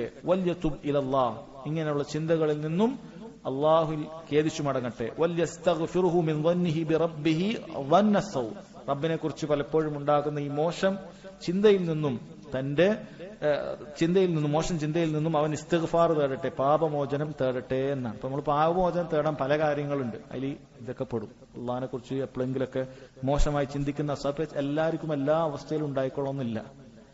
എല്ലാവർക്കും ഉണ്ട്. നല്ല തൗഹീദുള്ള ആൾക്കാരിന് തന്നെ പക്ഷേ അറിവ് കുറവ് കാരണത്താൽ പെട്ടെന്നുണ്ടാകുന്ന ചില പ്രതിസന്ധിയിലൊക്കെ ചിലർ പറഞ്ഞിട്ടുണ്ട്, അവർ ചിലപ്പോൾ ഇങ്ങനെയൊക്കെ ചിന്തിച്ചു പോയി, അങ്ങനെയൊക്കെ പെട്ടെന്ന് ഞാൻ അങ്ങനെയൊക്കെ എന്റെ മനസ്സങ്ങനെ ആയിപ്പോയി. കാരണം അത് പ്രതിസന്ധികൾ വരുമ്പോഴാണ് നമ്മുടെ കൽബ് പരീക്ഷിക്കപ്പെടുക. അല്ലാതെ നല്ല സമയത്ത് നമുക്ക് ഇങ്ങനെയുള്ള കാര്യങ്ങൾ ഉണ്ടാകും. നമ്മൾ ചിലപ്പോൾ അള്ളാഹിനെ കുറിച്ച് നല്ല ചിന്തിക്കും. പക്ഷെ എന്തെങ്കിലുമൊക്കെ നമ്മൾ വിചാരിക്കാത്ത രൂപത്തിൽ വലിയ പരീക്ഷണങ്ങളും പ്രതിസന്ധികളൊക്കെ വരുമ്പോൾ ചിലര് പറയുന്നവർ വരെ ഉണ്ട് ആ തെറ്റി ആ രൂപത്തിൽ മോശമായ ആ കാര്യത്തെക്കുറിച്ച് പറയുക. ചിലർ മനസ്സിൽ വല്ലാതെ അങ്ങനെ ചിന്തിക്കുന്ന അവസ്ഥ എത്തും. അതിന്റെ ഏറ്റവും അപ്പുറത്തെത്തിയ ആളുകളാണ് മുനാഫിക്കുകളും മുശ്രിക്കുകളും. അവരെ പോലെ ആയിട്ടില്ലെങ്കിലും അതിനോട് സാദൃശ്യം വെക്കുന്ന രൂപത്തിലുള്ള മോശം ചിന്തകൾ ഒരിക്കലും ഉണ്ടാകാൻ പാടില്ല. വലൗ ഫത്തശ്ത മൻ ഫത്തശ്ത ലറഅയ്ത ഇൻദഹു തഅന്നുതൻ അലൽ ഖദർ വമലാമതൻ ലഹു. നീ ഇങ്ങനെ ഓരോരുത്തരെയും കൃത്യമായി പരിശോധിച്ചാൽ നിനക്ക് കാണാൻ പറ്റും ഓരോരുത്തരും ഖദറിനോട് ഒരു ശത്രുതയും അതുപോലെ അതിനെ ആക്ഷേപിക്കുന്ന ഒരു സ്വഭാവവും പലരിലും ഉണ്ട്. വഅന്നഹു കാന യംബഗി അൻ യകൂന കദാ വകദാ, ഇങ്ങനെയൊക്കെയാണ് ശരിക്കും ആകേണ്ടത് എന്നാണ് പലർക്കും അഭിപ്രായം. ഈ കാണുന്ന കാര്യങ്ങളിലൊക്കെ അങ്ങനെയൊന്നും ആകാൻ പാടില്ല, ഇങ്ങനെയൊക്കെയാണ് വേണ്ടത് എന്നാണ് പലർക്കും അഭിപ്രായം. ഫമുസ്തഖില്ലും വമുസ്തക്സിർ, അത് കുറഞ്ഞ അളവിൽ പറയുന്നവരും തന്നെ പറഞ്ഞുകൊണ്ടിരിക്കുന്നവരുമൊക്കെ ഉണ്ട്. ഇത് അദ്ദേഹം നസീഹത്ത് നൽകുന്നു നമുക്ക്. വഫത്തിഷ് നഫ്സക് ഹൽ അൻത സാലിം, അതുകൊണ്ട് നീ നിന്റെ കൽബിനെ ശരിക്കും പരിശോധിക്കുക. നീ സുരക്ഷിതനാണോ? ഇത്തരം മോശം ചിന്തകളിൽ നിന്റെ കൽബിൽ കയറിയിട്ടില്ല എന്നുള്ള കാര്യം നീ ഉറപ്പുവരുത്തുക. എന്നിട്ടൊരു കവിത അദ്ദേഹം കൊടുത്തു. ഫഇൻ തൻജു മിൻഹാ തൻജു മിൻ ദി അലീമത്തിൻ വഇല്ലാ ഫഇന്നി ലാ അഖാലുക നാജിയ. നീ ഇതിൽ നിന്ന് രക്ഷപ്പെടുകയാണെങ്കിൽ വലിയൊരു കാര്യത്തിൽ നിന്നാണ് നീ രക്ഷപ്പെടുന്നത്, അതിൽ നിന്ന് രക്ഷപ്പെടാതെ നീ വിജയിച്ചവനാണ് എന്ന് ഞാൻ കരുതുന്നില്ല. ഇൻതഹ കലാമുഹു റഹിമഹുല്ലാഹു തആല. അദ്ദേഹത്തിന്റെ വാക്ക് ഇവിടെ അവസാനിച്ചു. അപ്പൊ അദ്ദേഹം മുഹമ്മദ് അബ്ദുൽ വഹാബ് റഹിമഹുല്ലാ എനിക്ക് തോന്നുന്നു കിതാബ് തൗഹീദിൽ ഇത്രയും വലിയൊരു ഇബാറത്ത് അദ്ദേഹം കൊടുത്തിട്ടില്ല. കാരണം അദ്ദേഹത്തിന്റെ ശൈലി നമുക്കറിയാം. ഖാല അല്ലാഹു വഖാല റസൂലുഹു സല്ലല്ലാഹു അലൈഹി വസല്ലം സഹാബത്തിന്റെ ചെറിയ തഫ്സീറുകളാണ്. ആദ്യമായിട്ടാണ് ഇത്രയും ഒരു പേജ് നിറയെ വാക്ക് കൊടുത്തത്. കാരണം അത് വലിയൊരു കാര്യമായതുകൊണ്ടായിരിക്കണം. കാരണം ജനങ്ങളിൽ പലരും ഈ ഖദറിന്റെ വിഷയം നമ്മൾ ചിലപ്പോൾ നമ്മളെ കുറിച്ച് നല്ലതാണ്, നമുക്ക് അങ്ങനെ ഒന്നും ഇല്ലാന്ന് വിചാരിക്കുന്നുണ്ടാവും. പക്ഷെ നമ്മുടെ കൽബിൽ നമുക്ക് ഈ രൂപത്തിൽ റബ്ബിന്റെ ഏതെങ്കിലുമൊക്കെ ഒരു പ്രവർത്തനത്തിൽ, റബ്ബിന്റെ ഏതെങ്കിലുമൊക്കെ തീരുമാനത്തിൽ ചെറിയൊരു പ്രതിഷേധം മനസ്സിന്റെ ഉള്ളിൽ ഉണ്ടാവുകയും അങ്ങനെ ഒരു മോശം ചെറിയ രൂപത്തിലെങ്കിലും ധാരണ ഉണ്ട് എങ്കിൽ നമ്മൾ ഓരോരുത്തരും അത് കൽബിനെ പരിശോധിച്ച് തിരുത്തണം എന്ന ഒരു നസീഹത്ത് ഉമ്മത്തിന് നൽകാനായിരിക്കണം അദ്ദേഹം ഈ വലിയൊരു ഇബാറത്ത് ഈ അധ്യായത്തിൽ ഉൾപ്പെടുത്തിയത് എന്ന് കരുതുന്നു. അല്ലാഹു സുബ്ഹാനഹു വ തആല നമ്മുടെ കൽബ് അവന് നന്നായി തൃപ്തിപ്പെടുന്ന, അവനോട് ഏറ്റവും നല്ല വിചാരം വെച്ച് പുലർത്തുന്ന കൽബുകളാക്കി മാറ്റുമാറാകട്ടെ. اللهم اغفر لنا ذنوبنا كلها دقها وجلها سرها وعلانيتها صغيرها وكبيرها يا ارحم الراحمين. ربنا تقبل منا انك انت السميع العليم وتب علينا انك انت التواب الرحيم. ربنا آتنا في الدنيا حسنه وفي الاخره حسنه وقنا عذاب النار. والله تعالى اعلم وصلى الله على نبينا محمد وعلى اله وصحبه وسلم. سبحانك اللهم وبحمدك اشهد ان لا اله الا انت استغفرك واتوب اليك.